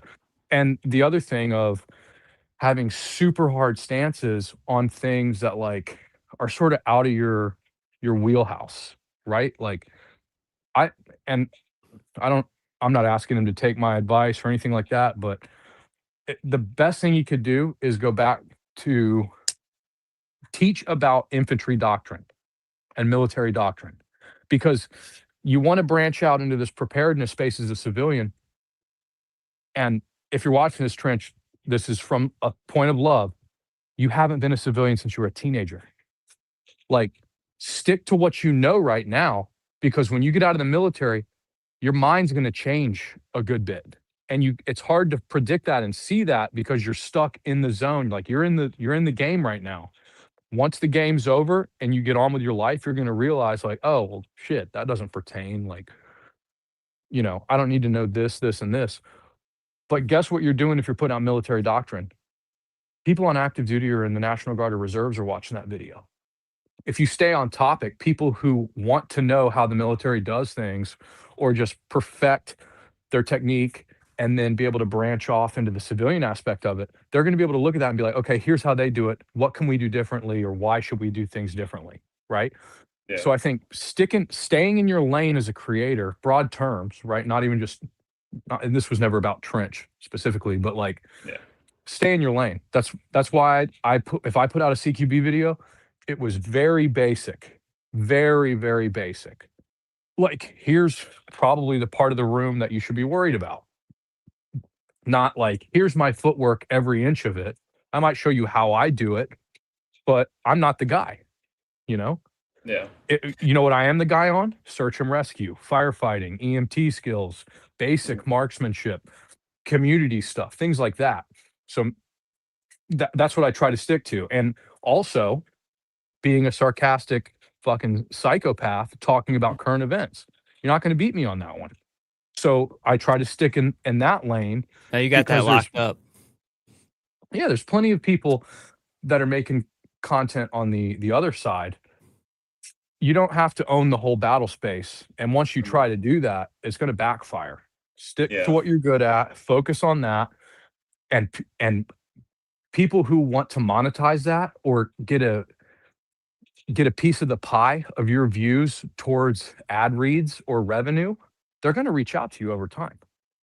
Like, that's how I got a night vision sponsor. I got multiple sets of night vision for free and many opportunities because I just did my thing. And the guy who was like way high up in the top 3 of a night vision company that sends night vision to the military liked my stuff. And then he hooked me up with some other dudes in Tennessee. It's controversial. A lot of guys don't like him, but SOE, Special Operations Equipment. I got to go down there and meet those guys. Like, they're fucking hilarious. Love them or hate them. Like, the shit's hilarious. They got a cool compound. Their equipment is top tier. It's expensive.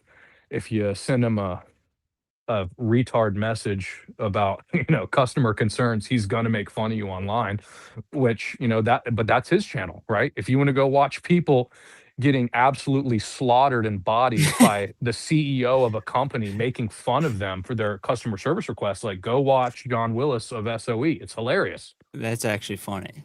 Yeah. So, but he stays in his lane, and he's made a living off of it, and he's very successful. He's a multimillionaire. Yeah. I didn't mean to like specifically dunk on Trench, but that kind of type. But Trench, when he was doing the infantry tactics stuff, I loved his channel. It was super That's what drew me to his interesting, channel. and it was really well done, and something that he's good at. Obviously, that's his job, and yeah, like you're saying, like that type of stuff, doing what doing what you're good at. And I will say he's really about that interested me. life. My man goes and shoots. I've seen all the videos about his, Charlie Cox talking about his This stolen valor. USPSA Stolen Valor. I'm Much tracking more all serious that. than real Stolen Valor. I'm always online watching these videos, eating it up. But like, he's about that life. The dude shoots all the time. He saves a lot of ammo. He's got a shit ton of ammo. He's got some good guns. He works out. He's prepared. He knows he's got a plan, right? I mean, he's about that life. It's just you gotta think more critically about how you're perceived by the viewer. And you obviously can't be paralyzed by fear from that. Right. But like, I sort of had a come to Jesus moment. We used to have a section called, I always used to watch, what was it called? Protect Our Parks. Yeah. Or that's not my section, but it was based on that. That was the Joe Rogan podcast that he'd do with Shane Gillis and a few other comedians. And I always thought those clips were fucking hilarious. I enjoyed watching those clips. Yeah. And me and the Last American Outlaw and Trench did one called Nuke Our Parks. This was like an off spin. And I sort of realized in there, and there were a few other interactions. Like, I'm not gonna say his name, but like Last American Outlaw, I still am in contact with him. He's a good dude. But I realized pretty quickly in some talks about like, what would you do in this scenario, and like hearing their responses, and I was like, man, we are way different in our line of thinking of this, like completely different. And it's just one of those things, right? Like, Last American Outlaw's channel is extremely popular. His shorts of him yelling and throwing the rifles, for whatever reason, it fucking works. It's not for everybody. I know a lot of guys who, once they get into the gun sphere, that kind of content sort of is no longer attractive to them. But at the end of the day, and I think a lot of people who critique these YouTube channels, myself included, you got to realize, like, YouTube's a big place. There's a lot of viewers on there. So something we might joke around and make fun of, there's still literally millions of people that will eat that stuff up. Yeah, there's something for somebody. Well, I think there's a difference between like mainstream, like GunTube, like the big channels, like they're pulling in a lot of normies. And I used to be one of those normies who I just like guns because it was guns, I was just interested in the guns themselves. It wasn't until like getting deeper into everything, being interested in like what's actually practical and realistically, it was like when I started having kids, it was like, okay, this is like more of like a serious thing. Like I'm not interested in just buying the gun itself, like cool guns. Like I want to, dive into like, what do you actually need, and like being prepared, being someone who can protect your family and is being, a productive member of your community. and stuff like that. A lot of that like gun tube things, which is a good thing in my opinion, like that shield tube is kind of like dying. It's kind of like we're getting like this growth of like more of the prepared mindset people, or just people who are honest. Like I think building trust and being honest is like a huge thing with like the gun tubers in general, from like people who are interested in this stuff. Like there's a ton of people where it's like they're not, buying the Gucciest gear. They don't have like the best stuff all the time, but like you can tell by their videos that this person is honest. They're giving their real opinion. They're not, swayed by X company sending them free gun or giving them a bunch of money to do a review on whatever crappy product that they got sent. They're look at things objectively and they're just honest about it. Like I Well, think that's huge. That's a great point, and I didn't start thinking about it until people started reaching out to me about being like a real one on YouTube, right? And I try to do that. That's maybe one of my main goals now, is to just give you the truth. And if I'm not putting out a video, it's because I haven't thought about what I want to say and give the public next. And it's difficult, especially once you start getting monetized, especially once you start having products sent to you. Um, just imagine the person watching this, right? Like you put out YouTube videos, they're slow, nobody's really watching them. Then you might get one or two videos that get a lot of views that might be shared by a larger account. And then next thing you know, you got people wanting to send you free guns, right? Like this has never happened to you. It's not normal to have companies want to send you free guns, right? And then you got to make a video about it, right? So you got to shoot it a lot, or you don't shoot it, but you still got to make the video. And it's very tempting to do it the easy way. And anyone who's been in this and had free shit sent to them at some point, especially when they were new, they've dealt with this, right? Like, how do I broach this topic and try to be real?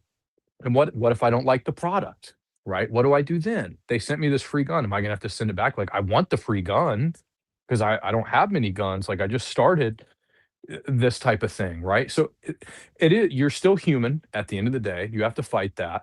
But also it's like, how do I stay creative and still be real with people? I'm not perfect. I've made plenty of mistakes. One of I forget who told me, it was definitely a larger channel. I don't know if it was Mr. Guns and Gear. It was somebody like of that caliber, was like, you know what you do when somebody wants to send you something? And I said, what? And they were like, and don't quote me if it was him or not. It might've been somebody else. It was like, tell them if the product's like, I'll take the product if you want. Like, obviously, if it's some random Chinese company, don't take the fucking product, because you're gonna get those every week. Once you get big, you're gonna have some random Chinese person spelling shit wrong, telling you they have the next best thing. Just don't even reply to the email.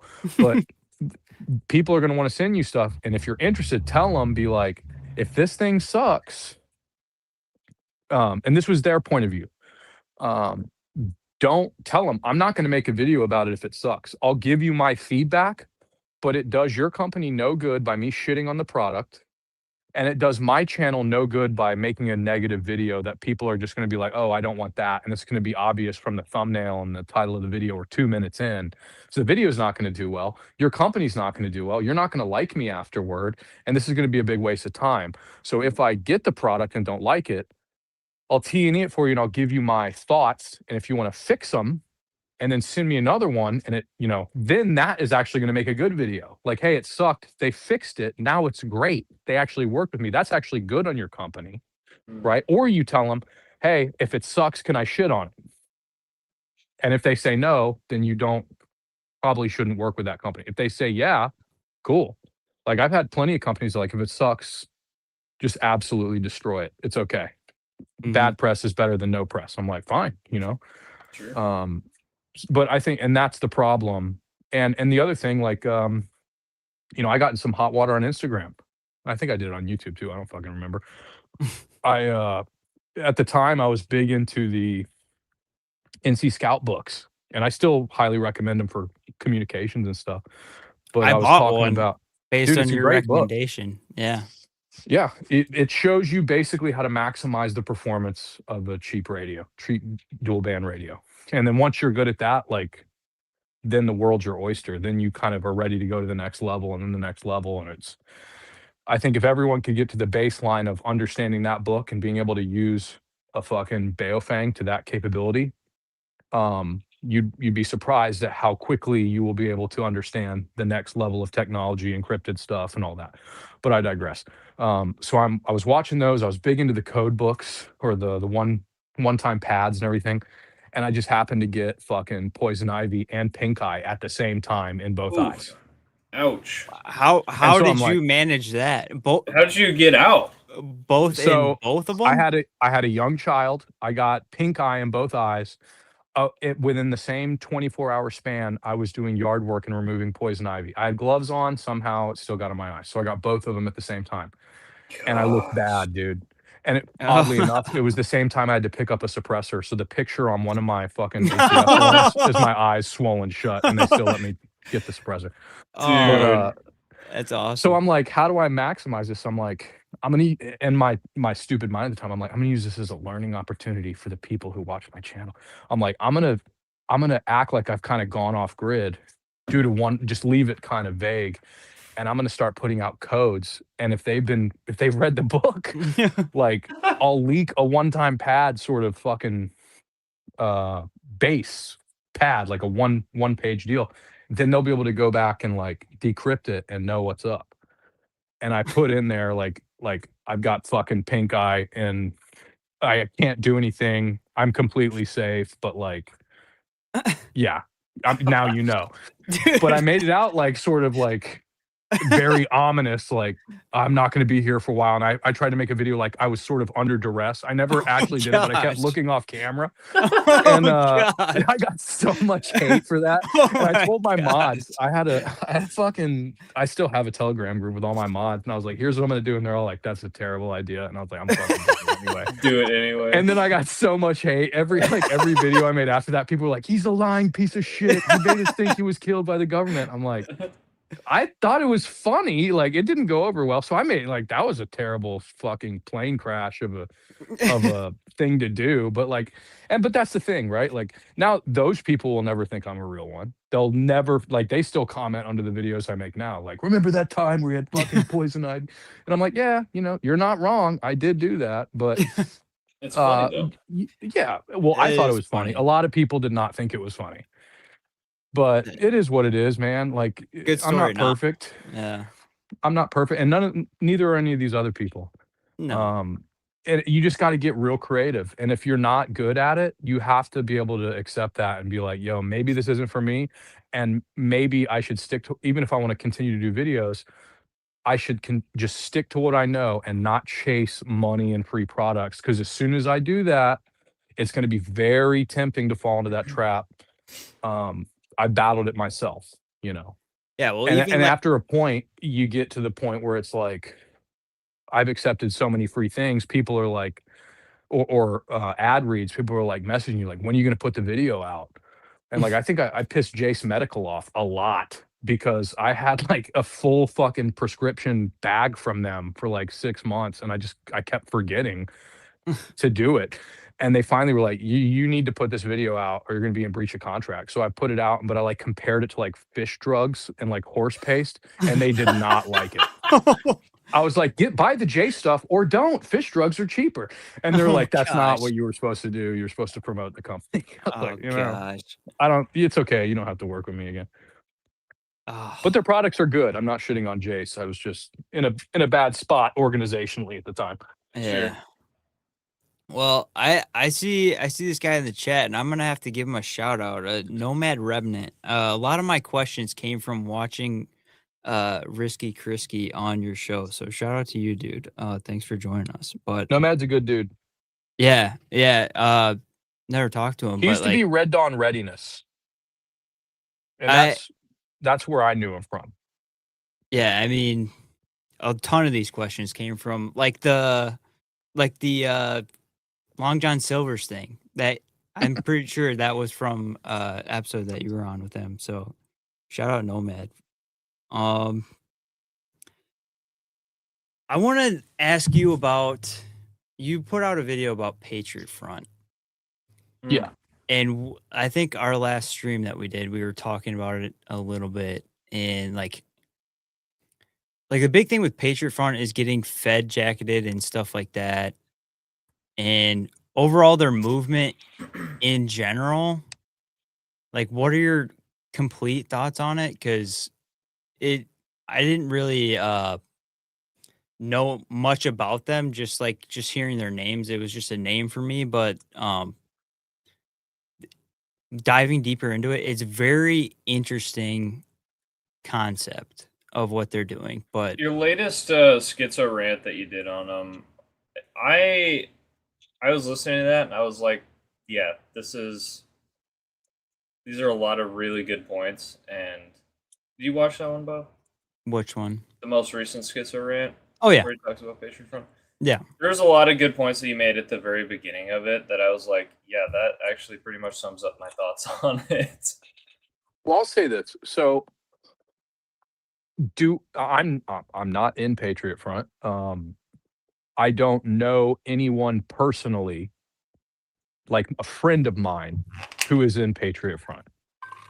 Is there a chance it is a Fed psyop? It's obviously a non-zero probability. Do I think they're a course. Fed psyop? Now, I do not. I used to think they were. Do I think they've been infiltrated by Feds?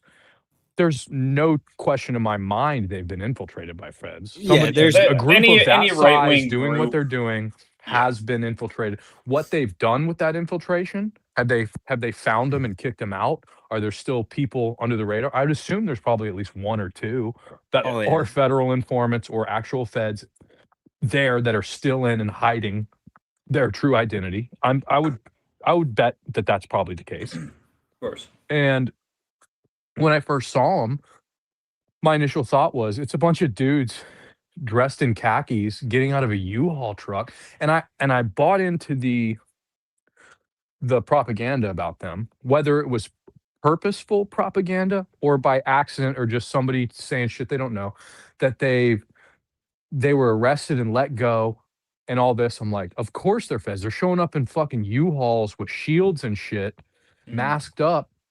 But then I was like, well, I'm masked up, so I mean that's kind of fucking contradictory of me to say, you know.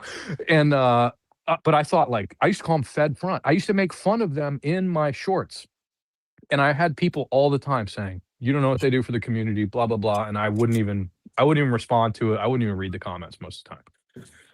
And I was talking, you know, one of my best friends, who I have all the creativity interactions with, and he's like, from day one, he's like, "You're wrong. You're wrong about him." And I was like, "Bro, how do you fucking know?" And he's like, "You're wrong." He's like, "Listen to the guy in charge of him." And I'd listen to the guy in charge of him. I'm like, "Man, that guy sounds right. He does sound good." And you know, I don't know if y'all have seen him talking to Patrick Bet David on that podcast. He sounded pretty good there too. You know, I find it hard to remember anything that I disagreed with the dude on. I didn't see him on Patrick Bet David. I watched the most recent one they did with Jake Shields. Yeah. And because I knew really nothing about anything to do with Patriot Front other than their name, and like I heard that they were a part of like what was the hurricane like relief? Hurricane Helene. Yeah, they were a part of that and they were helping out with that stuff. So that is true. And what also is false is that they would get arrested and let go. Like their mugshots are all over the internet. Half the dudes that go out and protest if something goes down, they're getting arrested. Right. So that was wrong. The more I looked into his name escapes me, the guy who leads the movement. Thomas Rousseau. Thomas Russo, yeah. Yeah. Once I started watching his videos, at the time, this was a while ago, I was like, you know, it's pretty wild to come out and say that shit, but like I don't necessarily disagree with all of it. But the more we get into this thing known as society in America in 2026, now I'm like, dude, I fucking agree with what he's saying. Mm-hmm. He was just saying it before a lot of us were completely read into the situation. Mm-hmm. So I'm going to tell you this too. I talked to them in over an hour long conversation with people from Patriot Front. I was in a Telegram. I got invited to talk to them in Telegram, and I asked them a fuckload of questions, and they asked me a fuckload of questions, and they seemed legit in there. So do I have any inside baseball on them? I don't. But the more I look into them, the more I think it is probably legit. Um, well, actually, right now I am convinced it's legit. To what level of infiltration by informants and things like that and law enforcement are they at? I don't know. I'd imagine they're constantly being barraged with attempts to infiltrate. And I know specifically after making that last schizo rant, I've had no less than 3 people DM me that are feds, self-proclaimed feds. I don't know them personally. They say they work in federal law enforcement, saying they have tried to infiltrate them and they couldn't get anything on them. Well, that's the thing. Like, I don't think they're feds. After watching their most recent thing with Jake Shields, the conclusion that I came to was they're not. It's not a fed thing. Like, it's not all feds. To the point where they're trying so hard to beat fed allegations that I'm like kind of like confused on whether or not this the movement will work in the end game, because they're Well, trying to beat the fed allegations so hard that it's going the opposite direction. Here's And that's kind of the point, stark. though. Jimmy talks about this too when. I like him. He's good. Yeah, shout out Jimmy Talks. If you don't follow him, go follow him. He's awesome. But he talks about that in his video that he did on them as well, like last week or something. But yeah, the Fed Jacket, moniker that they get is meant to bog them down, and make them put their efforts elsewhere instead of focusing on their real mission. I think one of the tells is that both the right and the left don't know what to do about him and don't like him, generally speaking. And that kind of shows me, like, if this was a Fed psyop, one of the sides would support him. Agreed. Yeah, so and they beat the SPLC allegations, so that's a huge help too. The stark truth of it is, the way things are going in this country, Patriot Front as it sits right now is a very mild version of what's going to happen if things don't change. Agreed. There's going to be a way more radical, more violent version of Patriot Front that won't be feds. Not saying they are, but like that will be regular people who are fed up and have got to the point of no return if the things that they're talking about aren't addressed or things aren't changed in our country. So that should be the wake-up call, I would say. Maybe not necessarily the people listening to this, but just conservatives in general. Like, you want to shit on these guys? You don't even know what you're in for. These guys bring shields and khakis to these demonstrations. They don't even bring guns. What happens when they're bringing AR-15s? Yeah. Because these guys aren't going to be the ones bringing AR-15s. They've got too much to lose. They're trying to make sure they're not perceived as that. Yes. But every guy watching them, calling them feds, is waiting for the moment he can get his AR-15 out and get his country back. Yep. So it's like, you got to think both sides of it. If you're going to start labeling them feds, think about what you're going to be 3 years from now, 5 years from now, if things don't change drastically in the country. Yeah. So it's just one of those things, to each their own, right? I think it's more of not mental gymnastics, but you got to really contemplate what it even means to have a serious stance on them one way or the other. Right. That's kind of how I've been for the past years. Like, I get caught up sometimes, like I'll get caught up in a moment and I'll have a really strong opinion about something. But I think as time gets past a certain subject, whatever it is, like a group like America First or anything on the right, it's like kind of have to take a step back and look at it from 1,000-foot view. Like, everything's kind of on the right has been shattered over the past year. Like, this current Trump administration really fucked a lot of things on the right. Like, it kind of feels like it's been like broken up into a million different pieces as far as what people think about the political system. But it's just like interesting to see how things are kind of playing out and like what direction people are going to take. I think if the NDAA gets passed, I think it's the NDAA, right? The new one with merging Yeah. with Israel. Yeah. If that gets passed in this next round, the whole system's got to go. And for the feds listening, I'm speaking metaphorically. I'm not advising anyone to take violent action, nothing like that. I'm just saying Roll the they're bean footage. yes, they're all compromised. You can't even consider they're not, because they've all voted to commit treason. All of them. Yes. So that's kind of where we're at. Half of the political power that puts laws into effect just committed treason, and the rest is about to, and they're probably going to do it. And we're approaching the 2-hour mark, and that was kind of where I was hoping we'd probably end up shooting over to Rumble to get, and that's a good transition. But before we go over to finish out the podcast on Rumble, I had a quick question. One last thing for people that are on YouTube.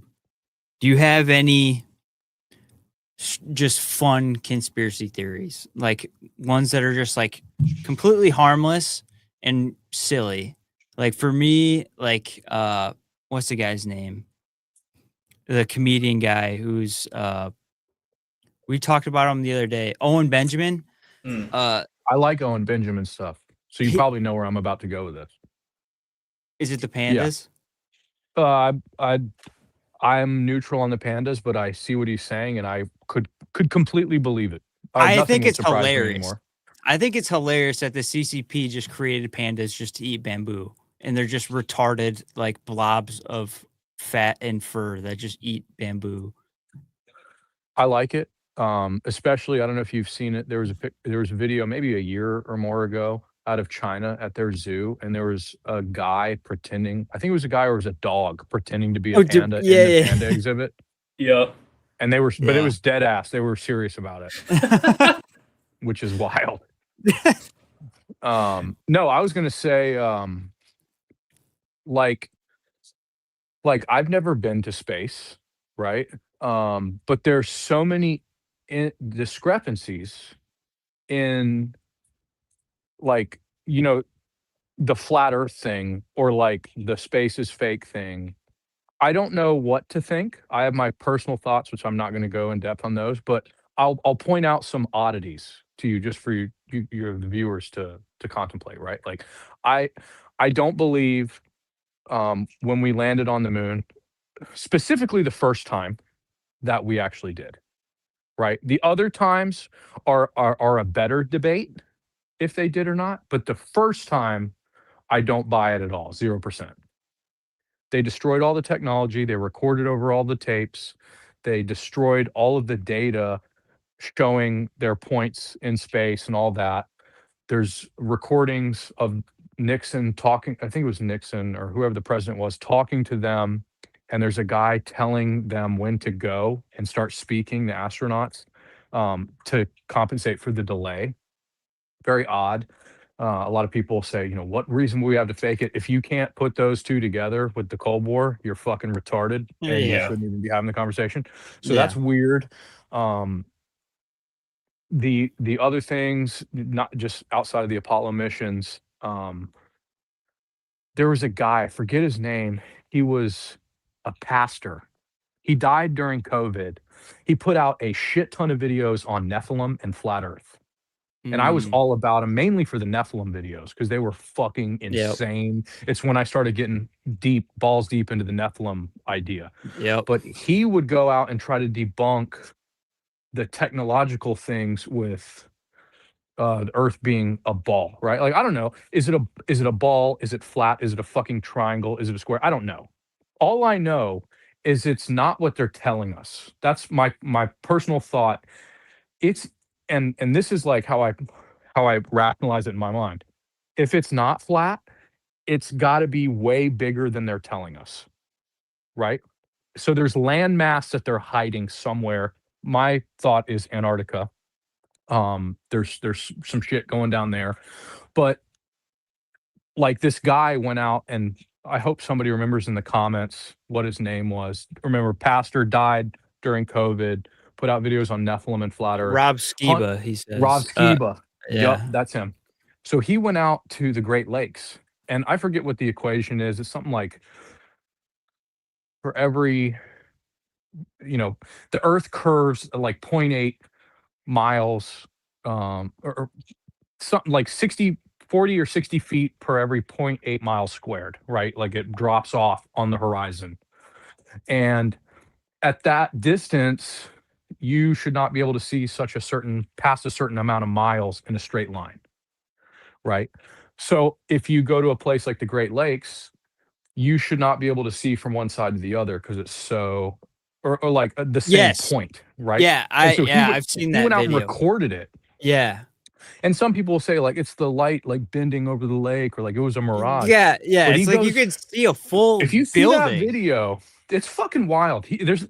If it's a mirage, the mirage is in the same spot that he ends up in. The image Mhm. never moves at Yeah, all. it's Zero. so stupid. And it This is should have the been something like dumbest thing ever. 66 feet below the horizon. So if it's not flat, it's way bigger, and that number, that coefficient for the curve doesn't make sense there, right? And So- a lot of people will say it's the light bending or it was a mirage. I get that. I've seen all the arguments.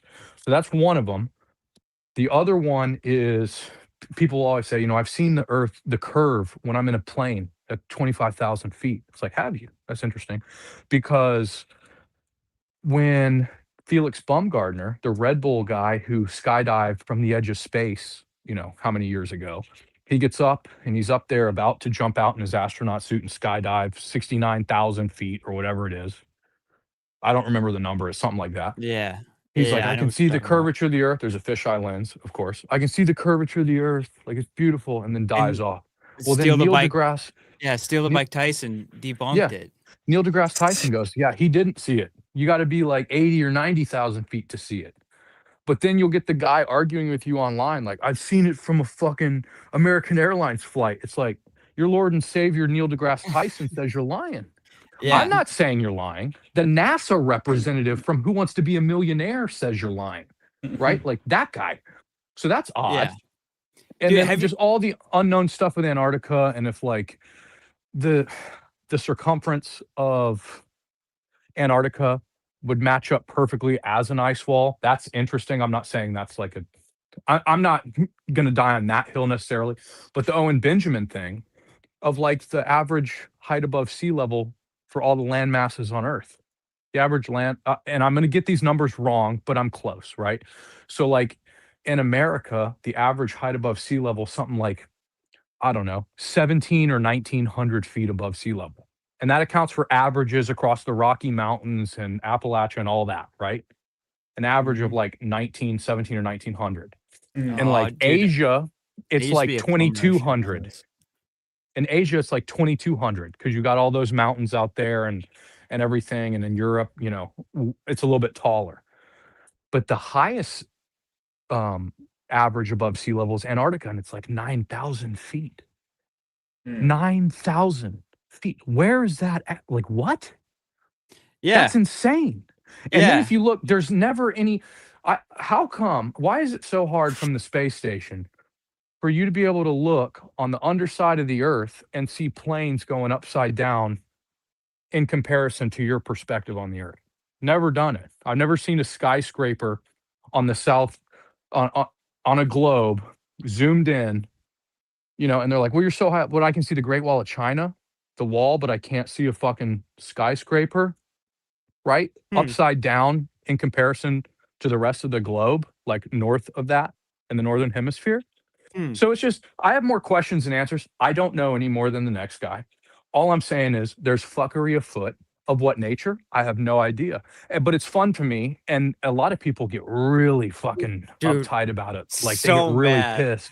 And I'm like, So mad. you're attaching so much emotion. It's sort of a tell, right? Like, Yeah. what is it? At the end of the day, besides the fact they're lying to us, which we already know they are, what does it matter what the fucking shape of the Earth is? It doesn't affect my daily life. Yeah. So Right. like, Yeah. I don't know. But all these people are like, I've seen it from the fucking, Delta flights I've been in. It's like, yeah, but like the guy you're quoting says you're lying. Have you Square it in your seen? own mind. I don't have you- know. It's fun to me. It's very exciting to think about.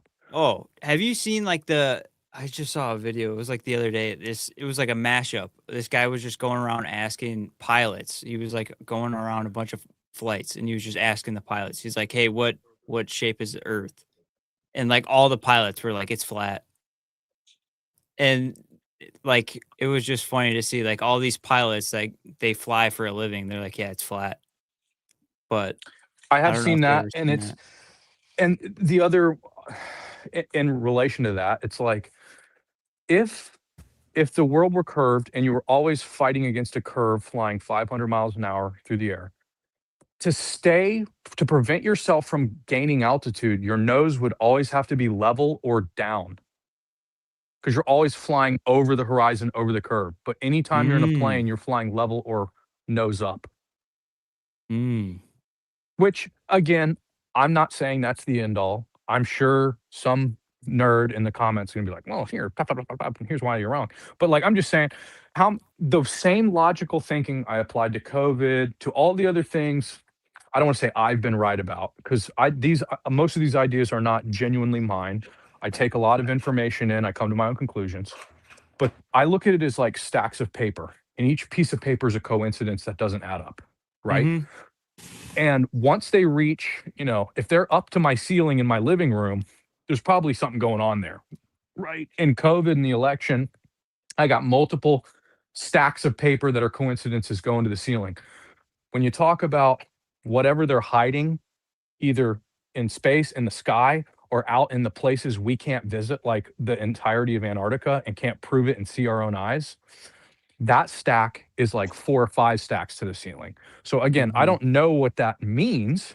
All I know is there's some serious propaganda surrounding it, and the truth is not getting out. And that could Yeah. come in multiple forms. I'm not going to sit here and be like, oh, it's got to be this or it's got to be that.